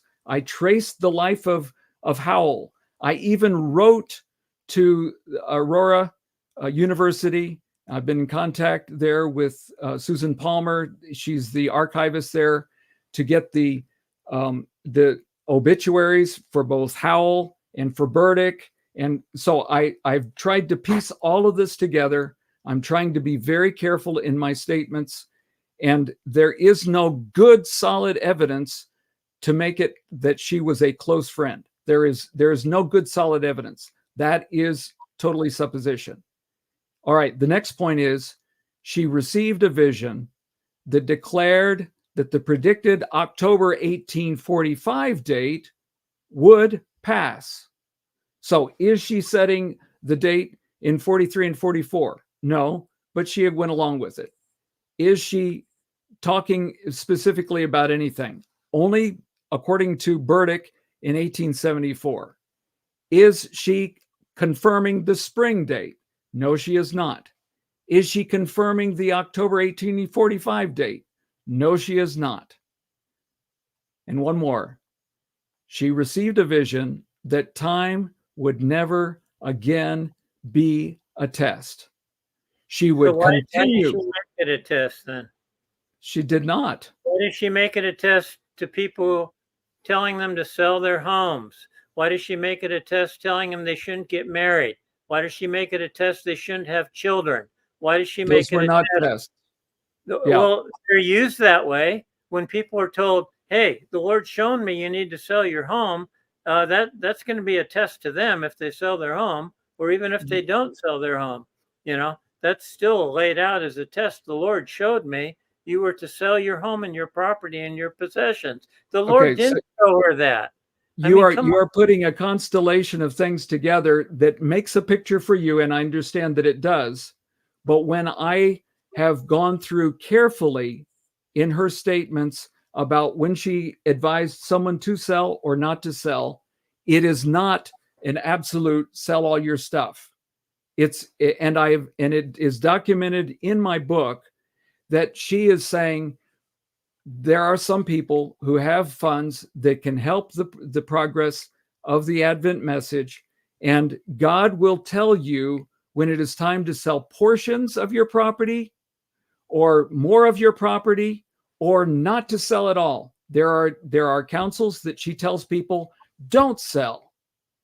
There are people that she's saying, and the issue of marriage, there is no blanket statement, don't get married.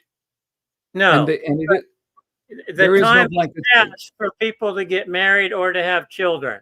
The time has passed. Was that a true statement? No, it wasn't. Come on, be honest. I think you are stretching the statement, unfortunately. No, I'll read it to you. I have it right here. So let's continue on. And if you give it its full context, it is not an absolute statement. Well, of course, you can always try to twist it. Oh, it's not absolute, but it's ridiculous. But you're saying that it is. We weren't even close to it being the time for no one to have children or not to get married. That was 1885. Come on. Do you have trouble with Paul's statement on that? Paul doesn't make any statement that is anywhere near what Ellen White makes in 1885. He says for the trouble that we're facing, it's better not to marry. Yeah, but he doesn't come right out and say the time has passed to have children or to get married. He doesn't say that. I would like for you to present that for our audience because they need to hear it. We'll read it. But I'm right now continuing on with these shut door things. All right, this is Manuscript 11, Loma Linda, Heritage Room, page 3 and 4. Then I saw the Laodiceans, dare they admit that the door of salvation is shut. The sin against the Holy Ghost was to ascribe to Satan what belongs to God or what the Holy Ghost has done.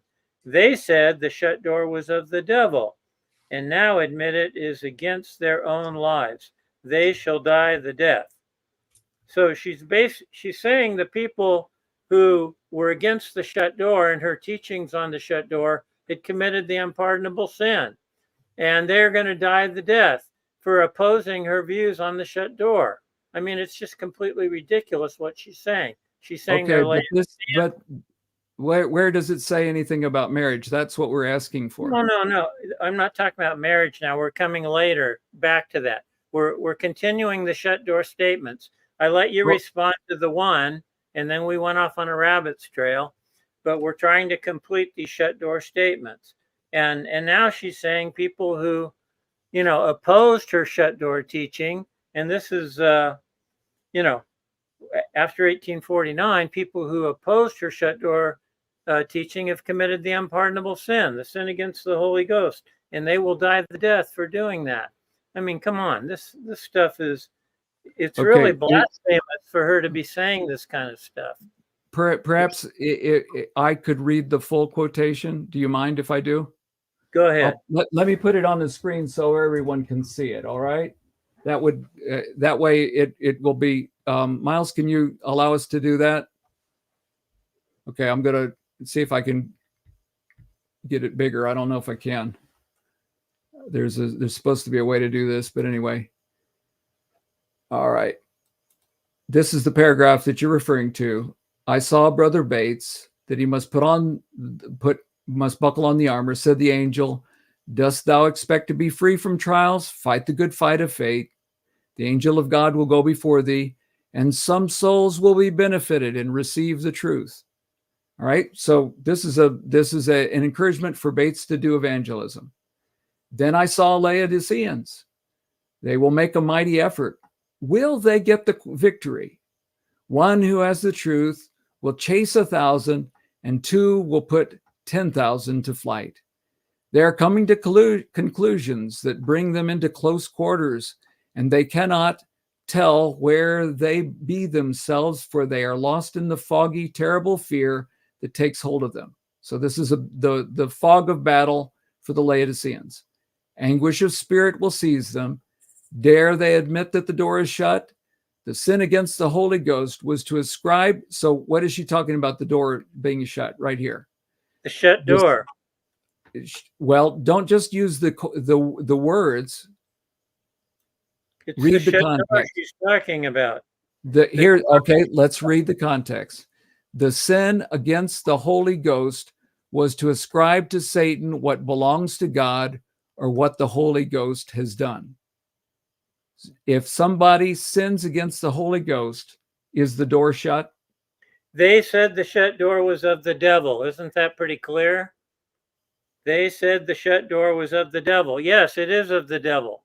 What Ellen White was saying about the world being damned and lost was of the devil. These people were right, and yet Ellen's saying they're committing the unpardonable sin. Okay, but you didn't respond to the sentence. The sin against the Holy Ghost was to ascribe to Satan what belongs to God or what the Holy Ghost has done. Is that a statement that's biblical? Yes. Okay.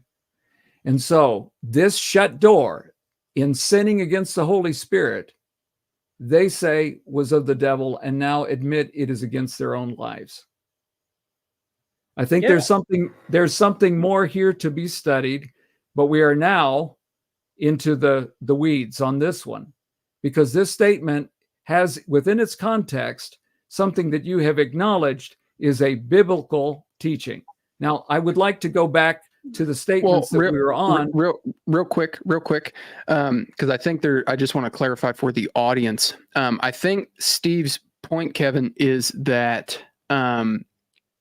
what Ellen White is saying there is that she is essentially saying to reject the shut door teaching. The teaching is to blaspheme the Holy Spirit. And what you read in that quote there, if you can read that again for the audience to see, it does appear as though Ellen White is saying to go against the shut door teaching is to go against the Holy Spirit. And it sounds like you're taking umbrage with the phrase shut door there and saying, and correct me if I'm wrong, it sounds like you're saying, well, when she talks about the shut door here, it's not the shut door teaching as you understand the shut door teaching. She's referring to some other shut door. Yeah, almost. What other shut door is that? Okay. It's a refinement of her understanding of the shut door. If we use a broad brush, then everybody would be in agreement with you. If we use the broad brush, but I am a fine detailist, and when I look at it, I see that there is a distinction that does make a difference. And so when we look at the shut door, that's what we need to continue. Did Ellen White's view of the shut door mean probation had closed for humanity? And I did not know that I was going to choose a font that was going to go perfectly with your setting. All right. Bright yellow goes with your stuff. So was her view of the shut door that probation had closed for all of humanity? That's the question. Okay. Now let's look at the evidence. Here's where you make a statement. Would you like to read it for us? It's your statement.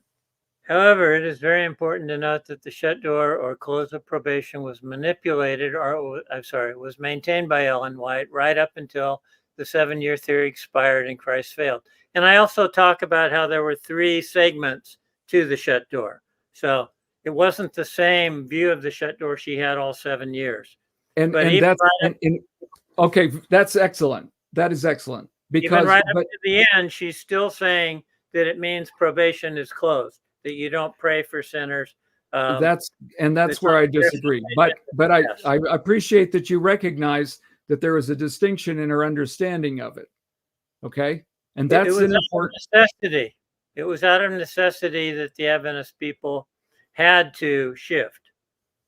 Yeah, and that is your interpretation of it. Mine is different because I have looked at the statements of those that were with her, and well, we'll see it in the quotations. Let's go to the quotations. Here we go.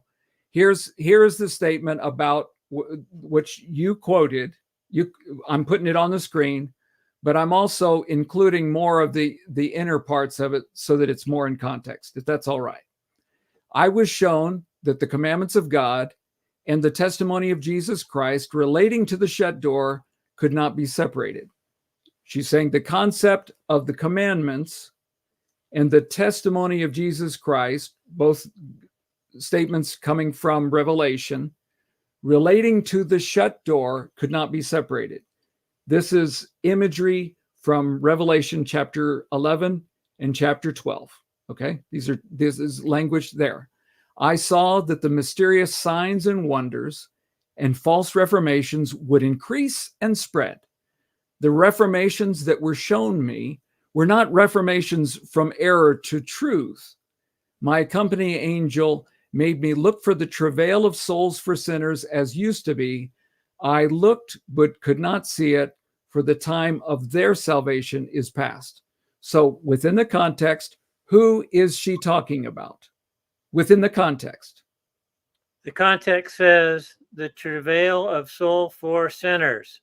No. That's Back up a little. Back up a little bit. But the immediate context, travail of soul for sinners. I know you left out the sentence I want to have noted. Okay, I saw that the mysterious signs and wonders and false reformations would increase and spread. The reformations that were shown me were not reformations from error to truth. So the context is not talking about all people of all times and the close of probation. It is talking about people who have the opportunity to know truth and refuse it. Now, at this stage in your life, you may disagree that what she's saying was pointing to truth. You have that right.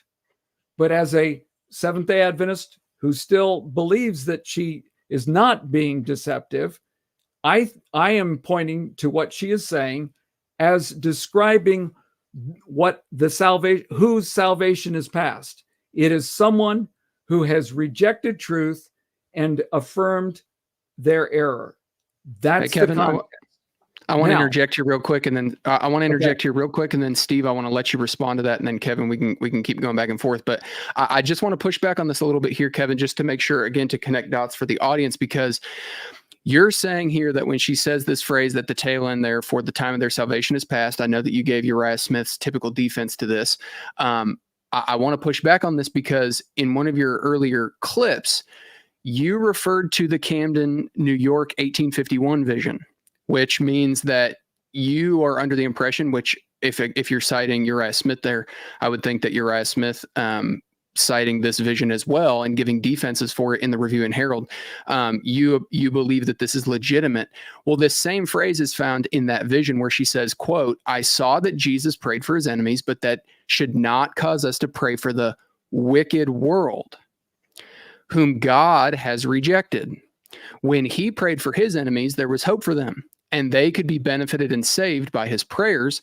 And also after he was a mediator in the outer apartment for the whole world, but now his spirit and sympathy were withdrawn from the world. And our sympathy must be with Jesus and must be withdrawn from the ungodly. Close quote. So maybe you can explain for the audience how this does not present a problem for the idea that, well, one, she claimed to never see in vision, confirming that the wicked world had been rejected, but also this point here that, well, what she's saying in that other quote, it's not actually talking about the world or all sinners. It's actually only talking about these specific people who Uriah Smith said, and I don't know if you want to agree with him on this point because you didn't bring this up, but Uriah Smith said that she's actually only referring there to false teachers, these teachers that were leading these false reformations and false converts, etc. But this quote does seem to appear. I don't know if I've even read Uriah Smith on this, Miles, just to be honest. Well, that's fine. But that's the defense he gives. And I'm just curious, how does this statement jive with the idea that it wasn't the whole world when she says the whole world? Okay. Well, that's a good question. And I think you need to look at the context of each statement because each statement could be saying something slightly different. You know, you can use similar language to say different things. So I am looking to this statement in its entirety, not leaving out the middle part to jump to some other conclusion.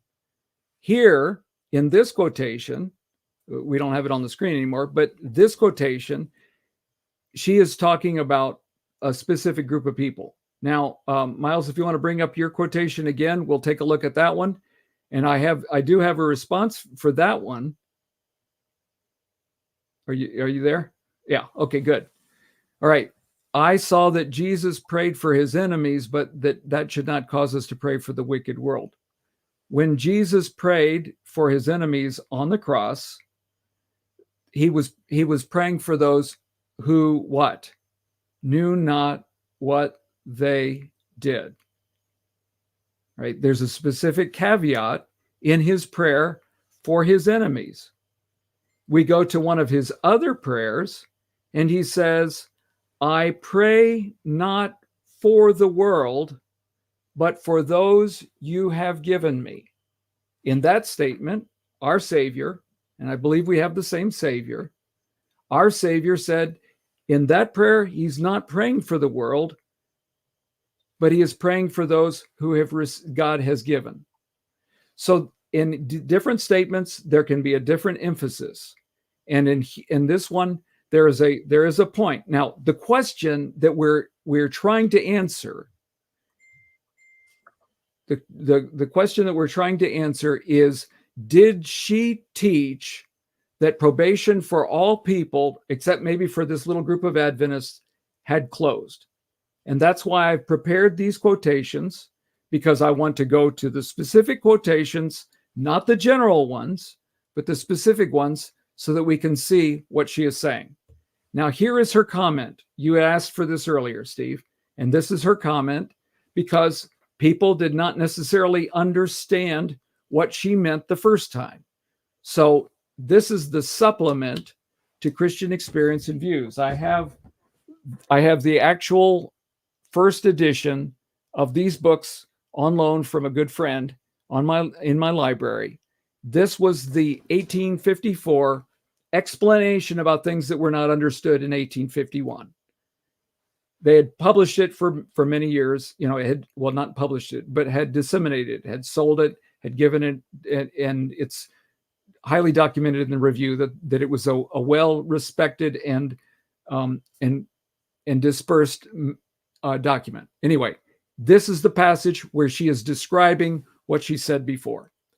This view relates more particularly to those who have heard and rejected the light of the Advent doctrines.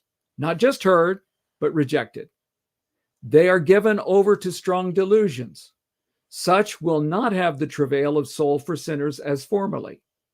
Again, very specifically, who does she say? Those who heard and rejected. Having rejected the Advent and being given over to the delusions of Satan, the time for their salvation is past. Those are the words. And now notice what I've highlighted. This does not, however, relate to those who have not heard and have not rejected the doctrine of the second Advent. So, can I respond to that, Miles? Yeah, Steve, let's hear your response to that.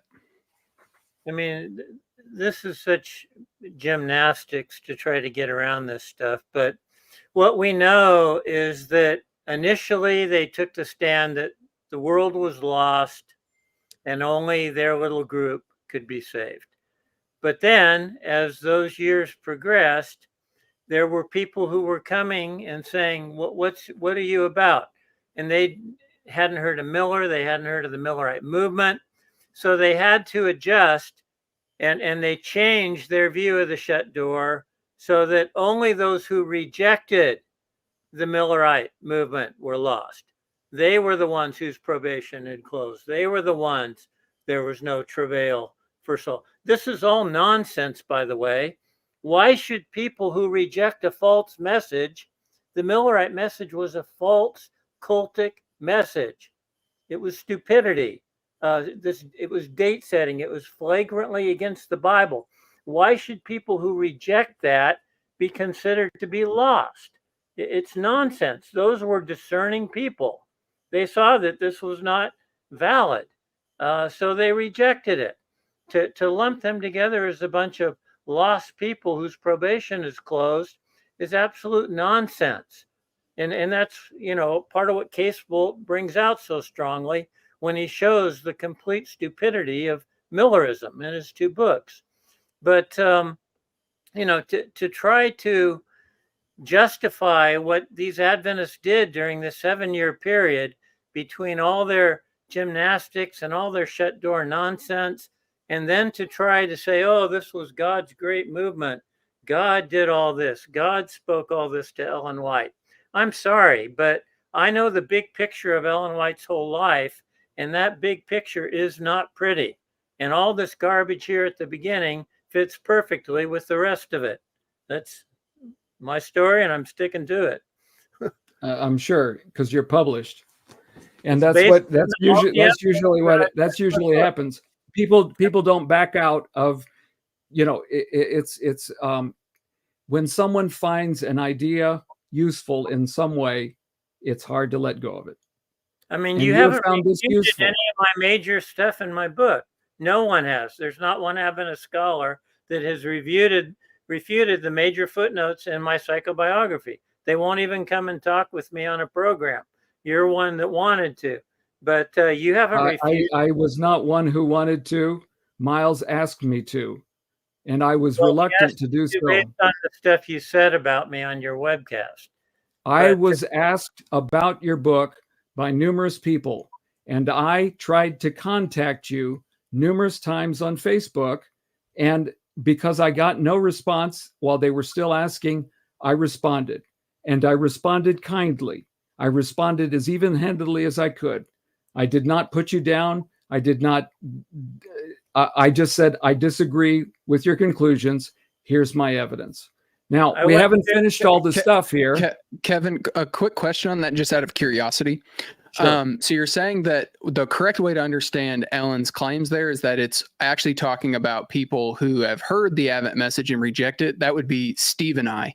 So are you saying then that, I know you're trying to be, you want to be cordial and whatnot, and this is kind of a forthright question, but that's essentially what you're saying. You're saying that applies then only to people like Steve and I, correct?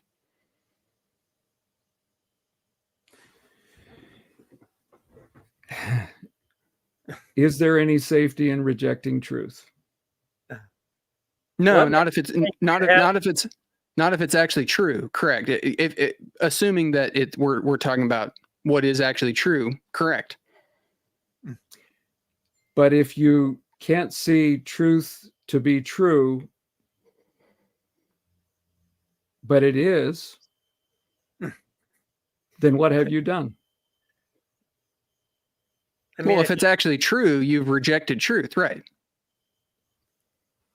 There's your answer. How much evidence do you need that a person's a false prophet before you believe they're a false prophet?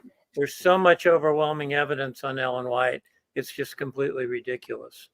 I can't believe. Well, I've gone into the weeds on this, and Miles, I do appreciate you giving me the opportunity to respond, because it gives people a chance to weigh it out for themselves.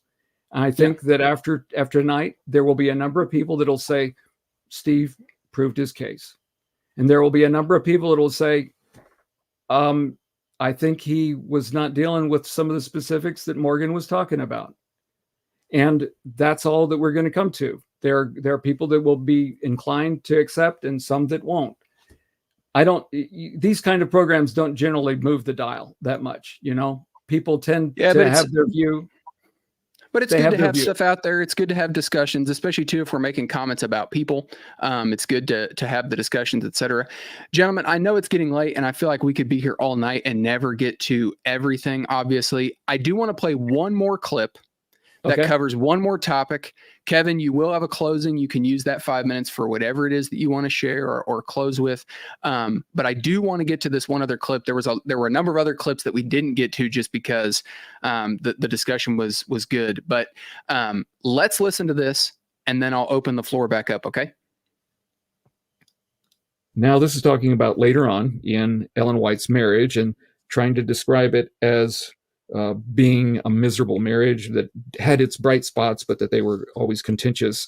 And his assumption is that it's because James knew she really wasn't a prophet, and so he was living with the fraud. And this is the premise of the book.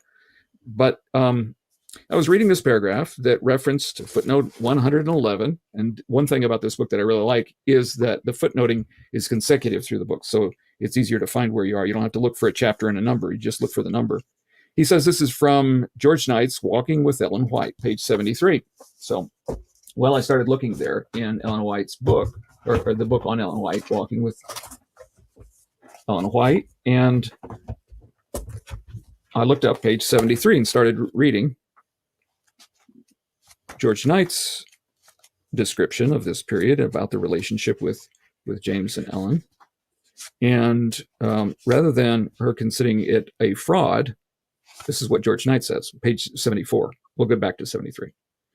The fact that he firmly believed that his wife's messages came from God didn't always help his attitude toward her, since she occasionally had some pretty straight words for him on such topics as how his poor work habits injured him and how he let his suspicions and depression destroy his usefulness. Okay, so humanly speaking, he may have resented what she was pointing out and how that his overwork, which Daly acknowledges that she overworked. Let me just call attention to that. In the back of in his footnotes, again, going back to the footnotes, he writes, see George Knight's Walking with Ellen White, page 73. For examples of prophetic reprimands that Ellen laid on James concerning his poor work habits, see letters such and such and such and such. But then when we go back to the chapter, he describes how that James had nearly up to 5 strokes, and he was a workaholic. He agrees with Ellen White. So Ellen White's counsels to James were not spoiling his fun. It was trying to help him to survive, and so she could keep her husband around, whom she did love dearly.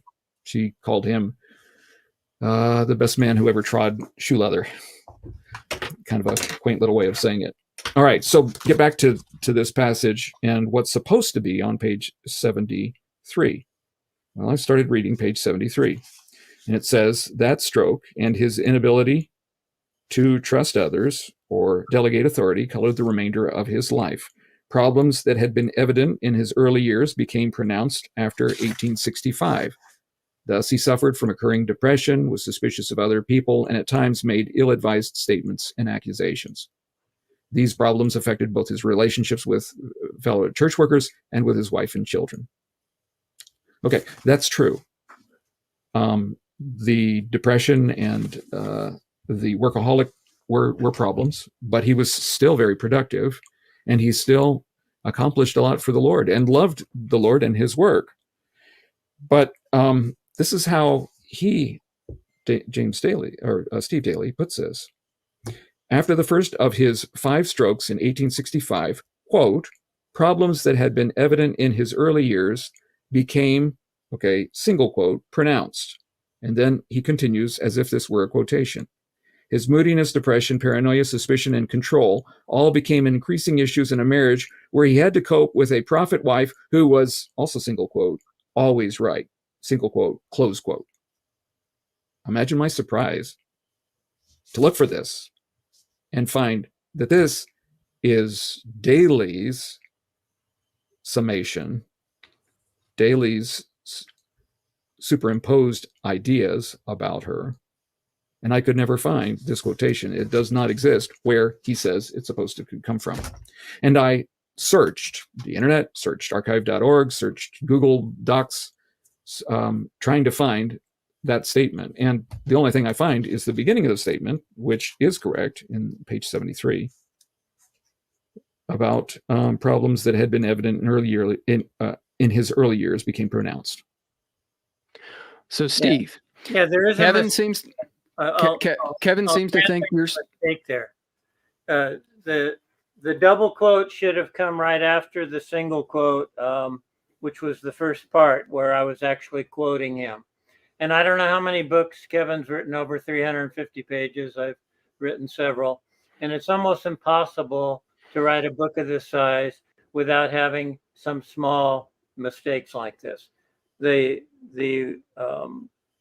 reference is in the right place, but the double quote should not be in front of that reference. Although the other references in that quote underline what I say in the paraphrase. The paraphrase does not disagree with Knight. Kevin's accusation that I claim that Knight was saying James didn't believe in Ellen's visions is not true. There's nothing in here that suggests that. The part I quoted from Knight, problems that had been evident in his early years became pronounced, single quote, and then there should be the double quote. That's what was in my original. But there's a mistake there. It doesn't negate the context. It doesn't negate the truth of what I'm saying there and the references I give in the back of the book. But it is a mistake. I'll grant that. But what about attributing something to Knight that he didn't say in terms of the overall thing? Knight goes on and talks about how James didn't want Ellen thinking that she could tell him what to do and her head wouldn't fit on his shoulders, and the same kind of stuff that I'm saying here. So it's not, I never suggested that Knight said that James didn't believe in Ellen's visions or said they were a fraud. He just made that up. I don't know where he got it, but it's nothing. No, that's quoting. I never attributed that to Knight. No. You said, okay. Let me clarify what my question is. I'm not, yes, I understand you can mess up quotation marks. That's not the point. And I appreciate that you can acknowledge that part of it. What I'm saying is, you said specifically that James knew that Ellen White was a fraud, and the only general reference you gave was Knight. Okay, no, so I gave those other references in that same quote. I looked for it. I looked for it, and when I went to Knight, he says the opposite of that point. That's the point. Yeah, but I wasn't referencing that point. That was my understanding based on my own study. There you go. And if you had said, I think that she thought he was a fraud, but the only reference that is given is to take us to Knight and to the series of letters. And what Knight says is that he firmly believed that his wife's messages came from God. That does not sound like your conclusion that he thought she was a fraud. And I have not found any corroboration in anything that he said, or even that Knight has said. I believe that that's your conclusion, and I accept that that's your conclusion, but I don't find that any evidence. I'm not attributing that conclusion to Knight. Okay, I don't believe. See, this is where I disagree with your interpretation of the events. The fact that they had difficulties in their marriage does not have any bearing on whether he believed that her messages came from God. All the evidence that I've ever seen, and even in the reference that you reference, he says he firmly believed that his wife's messages came from God. So he didn't have any doubt. The second point that I made, and that is, I really wanted to see, did George Knight say that sometime? Did somebody say it sometime that the special quotes around that she said she was always right? Now, I think that's probably also part of your interpretation, because I didn't find any evidence that James or Ellen had ever said specifically, you think you're always right. Because James' statement about your head can't fit on my shoulders, and I'm tired of you telling me what to do through prophecies, and he throws her testimony in the you're throwing a few extra things in there that are not in that statement, unfortunately. No, but I'm giving my reasons for why this is my personal belief. I understand. James was very expedient. He was a snake oil salesman. He knew Ellen was his ticket. And, and of course, publicly, he's never going to although he did quit publishing her visions in the review for 4 years. He was ticked off enough about the whole shut door business and the 7-year theory.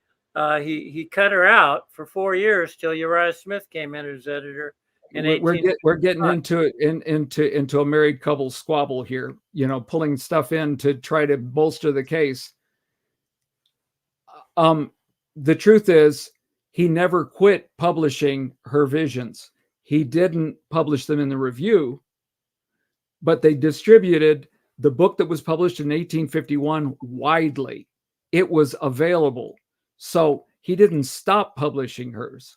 And why did they censor all the statements about the shut door and those things and cut them out after the 1851 date passed? That's also I will, since we're running short on time, I'll refer you to that chapter in my book. Yeah, I suppose you're saying they didn't censor anything. No, it's much more of a context to look at each statement. And I don't think we have time to go into that right now. You guys can if you want. I just know that it's getting a little bit late. So the choice is on you guys. I want to be respectful of your time. I do appreciate that. It's better to close. Yeah, I do appreciate the discussion. I think this was beneficial for people to hear and for these issues to be discussed openly despite the differences. Hopefully people were spurred to dig into the issues further and look at the evidence for themselves. In closing, you each will have 5 minutes or so to say any final remarks that you'd like. Kevin, we will start with you. Your time will begin when you begin talking, and when you hear the sounds, you know the drill. The first one is 1 minute left. The second one is your time is up. Thank you very much. Miles, I do appreciate that you invited me and you kept your word exactly on how this would go. It gave me a fair opportunity to present one side of it. And I do appreciate that very much. What I would say is that for those who wish to look at a positive side, I think there's evidence to see a different picture. We can put the pieces together in different ways. Depending upon our lenses, we will either see it positively or negatively, and we will continue to contribute whatever we can find. My mother and father split when I was a child. They didn't get an official divorce, but they were officially separated. And I noticed at my dad's house one time a picture that he had on his desk. It was a picture of a pile of clothes to remind him why he left my mom. A terrible thing to remind yourself. It's true, my mom was not always neat about everything. Neither was my dad.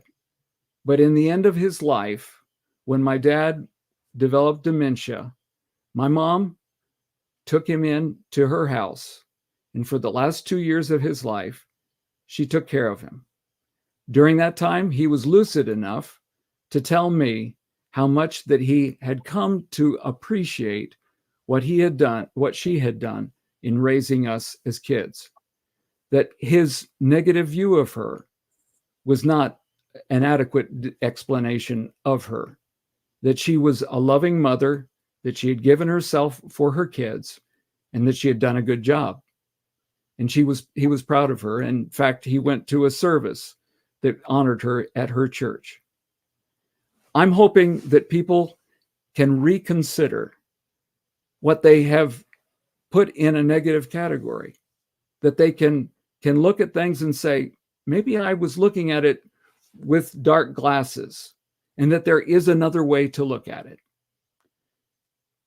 From my understanding and my careful research, as I study about her, I see a different view of her. In fact, in one of my videos, I quoted Steve Daly and how he described her at that time. He at one time did have a positive view, and things have changed. He has accepted another view, and he is promoting that view. I don't accept that view, and I don't hold to it. And I want to be respectful for those and recognize that people see things differently. I see Ellen White in a very positive way, and her writings have been a blessing to me. I have benefited from them from the beginning of my Christian life, And I have seen in context the stories that I've read about her, that I know about her, that her counsels, rather than being condemnatory, have been redemptive. One more story. I was doing research for this book on Ellen White and the Civil War, The Goal of Post-Racialism. And I was reading about a fellow by the name of Clark, who went down to Texas in order to work there in a mission after the Civil War. This is moving along in the 1870s. This is one of the first forays into the South of the Seventh-day Adventist Church. He was down there with two other brothers that were working, the Rust brothers, and there was a fellow who was a blind man who got himself into some problems. He did some things that he shouldn't have done. Ellen White sent a council down there. And when she sent the council, the brethren said, yeah, he's doing the wrong thing. And they pounded him with it. They took away all of his positions and they pushed him to one side. And she said, brethren, that wasn't what I intended. I wanted him to correct those things in his life, but I wanted him to be redeemed. And I've seen that same picture over and over again as she gave her messages, even though sometimes they were cutting. The point that she was trying to make was to redeem a soul from something that could prove their destruction, and in many cases did prove their destruction. I've documented some of those cases from newspapers even in my new book. Thank you very much for joining us, and thank you for the opportunity, Miles. And Steve, I appreciate that you've written a book that people can study and that they can compare the evidence and see for themselves which view they think is correct. All right. Thank you for that, Kevin. Steve, the same now to you. Your 5 minutes will start when you begin talking. All righty. Just on that marriage quote, it's on page 134 of my psychobiography. She has two quotes here. Time has been for years. The bring children into the world is more an occasion for grief than joy. Satan controls these children. The Lord has but little to do with them. The time has come when, in one sense, they that have wives be as though they had none. How much better would have been the influence of both if they had not married. And she goes on, and this is in volume 1 of the testimonies, but both of the quotes are read in full on page 134 of my psychobiography. But I just want to say that it's not coincidental that not a single Adventist scholar has been able to refute not only my psychobiography, but the Ellen White, the White Estate fraud. The two book reviews that were written, one was by Tim and one was by Butler, and I just overwhelmingly refuted everything they said in the two appendixes 3 and 4 of my White Estate fraud book. But there's a reason that, Adventist scholars, top Ellen White people have been invited by Miles. They've been invited by Peter Dixon. They've been invited by Christian Scholars Forum. Not a single one is willing to come on and dialogue with me because they know I have the evidence. They know I have overwhelming documentation for what I say. And, it's not coincidental that Ellen White is a figure who has been opposed by people from the onset, while she was alive, from the very beginning of her ministry, even in the early 1840s there. That's the reason I wrote my psychobiography, was because I wanted to see if the overwhelming number of critics, both during and after her lifetime, would stand up to psychological and historical scrutiny in terms of her accusations of pathology and fraud. And I was overwhelmingly convinced that they will.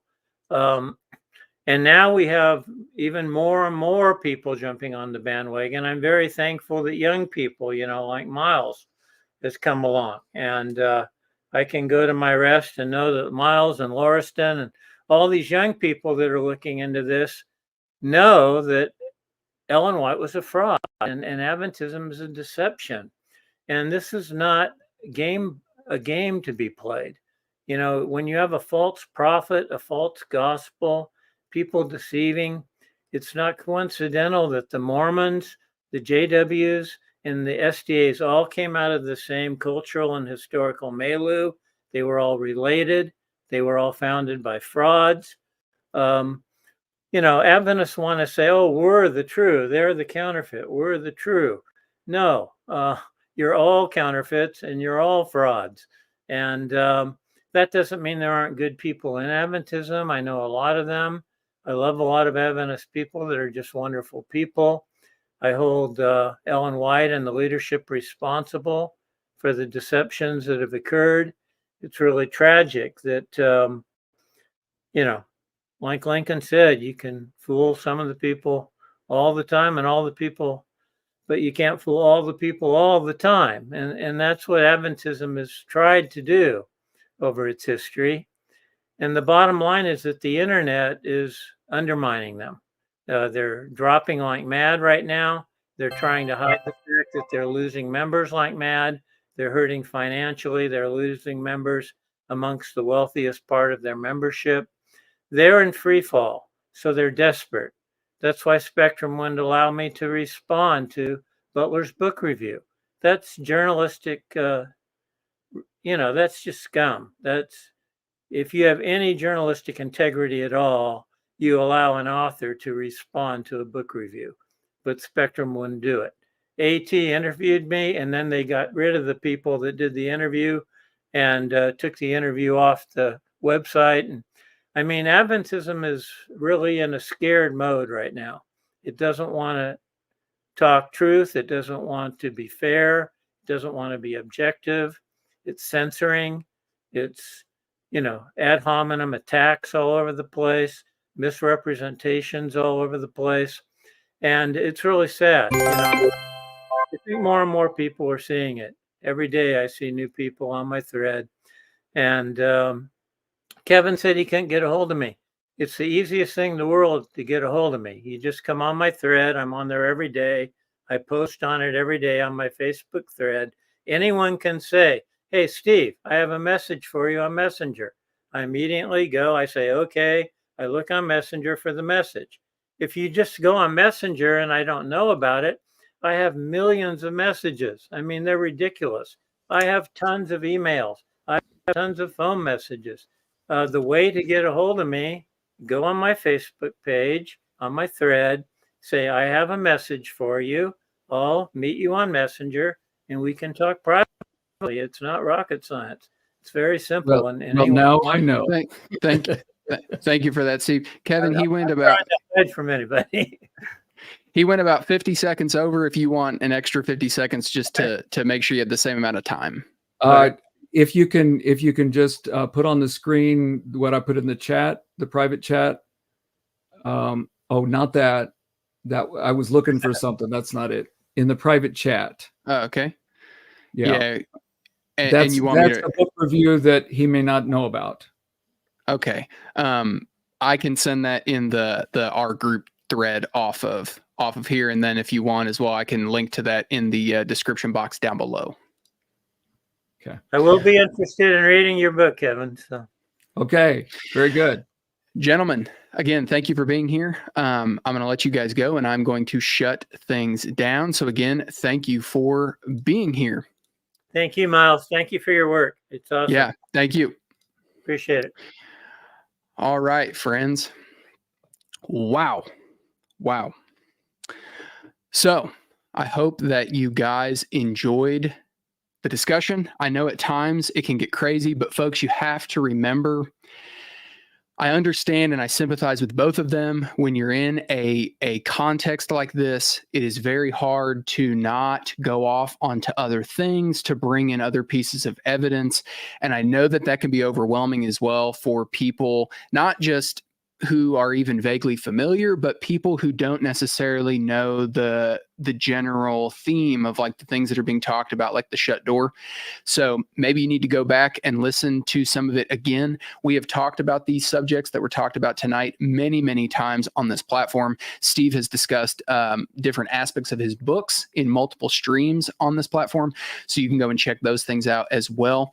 But there's one thing that I want to close on. Kevin had mentioned there in his last 5 minutes that he hopes that people will reconsider. And to reconsider would mean that you at one point believed said thing. And I asked Kevin a very pointed question there. I had to do a lot in this discussion, folks, to bite my tongue, obviously. I tried to remain as neutral as possible. Kevin, I want to commend him for coming on here, knowing full well that clearly the two individuals that are here, even though I was the moderator, he very clearly knows my position. Him and I have sparred back and forth, actually, on Facebook before. And I have no ill will toward him. I have no bad blood with him. I don't know him personally. But I had to bite my tongue a lot. And so there were so many things that I wanted to say. Maybe we'll do a debrief stream at some point in the future where we can kind of interact with some of that, and you could hear some of what I would respond to some of that stuff with. But he said he hopes that people will reconsider. Yet when I asked him that very pointed question, he said that when Ellen White talked about the wicked world being rejected, that the time of salvation was past, that's referring to people that once believed their message. And not just their message. There were things at that time that were present truth that are no longer present truth today, that you don't have to believe, that you did have to believe then, or you'd be lost. Folks, this is why this movement is dangerous. But I'm glad you guys heard it. That's what they teach. You can look at our archives on this platform, folks. You'll find Adventists on those streams saying, we don't teach that, when I'm on their website saying, this is what they mean. When they actually try and say, no, we believe most Christians are actually in other denominations. What is my response always been? Yeah, those people are saved in ignorance. If they hear the Adventist message and reject it, they'll be lost. You have to embrace Adventism. The best thing that the Adventist church could do is tell nobody their message.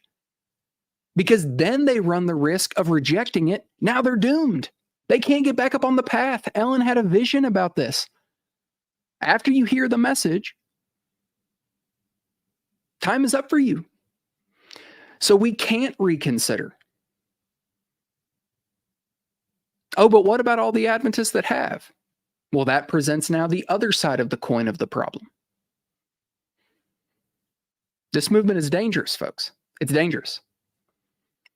But I'm glad that Kevin is actually willing to stand on a lot of those things. And he wasn't anticipating that question. You know, I thought I didn't know what his response was going to be, and I just wanted to make sure to connect the dots for the audience that was out there. So that wasn't on our list and whatnot. So I understand his hesitancy to just say, yes, I get it. He did. He essentially got around to saying it, but he didn't just immediately snap call with that. And I get it. That's a hard thing to have to tell people. But I'm here to tell you, and folks, you can check the archives on this as well. I've been consistent on this for over a decade. I'm saying the same thing to Adventists. That's why this platform exists. I'm willing to tell you the harsh truth. I don't beat around the bush. Part of what drives me crazy about Adventism is when you get Adventists that try and do this. No, brother. We're just like you, brother. No, you're not. Stop doing that. You're being dishonest. So I appreciate people like Kevin who don't do that. You can call these people fringe fanatics. You know, that's what the types that tend to just be, you know, the Dr. O types. They get thrown under the bus by their own movement when it's like, well, no, those people just have the wherewithal and the guts to actually say the teaching, and I appreciate that. I appreciate that. But there is a fork in the road here. There is a fork in the road. You reject Adventism after hearing their message. Their prophetess was shown in vision. Too late for you. Time of your salvation's past. Now, I don't agree that those statements are only talking about those individuals, but just assuming that it is and going along with that. We've addressed this before. We've looked at the Uriah Smith quotes. And I know Kevin said that he hasn't read Uriah Smith, but this is coming from the Adventist milieu, you know. Kevin he wasn't the first one that just came up with this. That's the defense that Uriah Smith tried to give specifically, and I mentioned this, to not just the quote that he read, but specifically the June 1851 Camden, New York vision. Oh, they're being abused. It's not talking about the whole world. Even though it says God's rejected the world, the time of their salvation is past. Meaning the world, the time of their salvation is past. But nevertheless, I'm glad that we were able to hear that. I'm glad they were willing to come and have the discussion. I appreciate you guys as well being here. Next week, we are going to be taking Seventh-day Adventist pastor and apologist Ivor Myers' Scapegoat Challenge, where he played a couple of clips from this platform, as well as another clip from our friend EJ Thunder Lorston. You guys will want to tune in for this. It is going to be interesting. So until next time, may Christ richly bless you in the grace and peace won by Christ and his vicarious death on the cross for sinners. Hallelujah and Maranatha.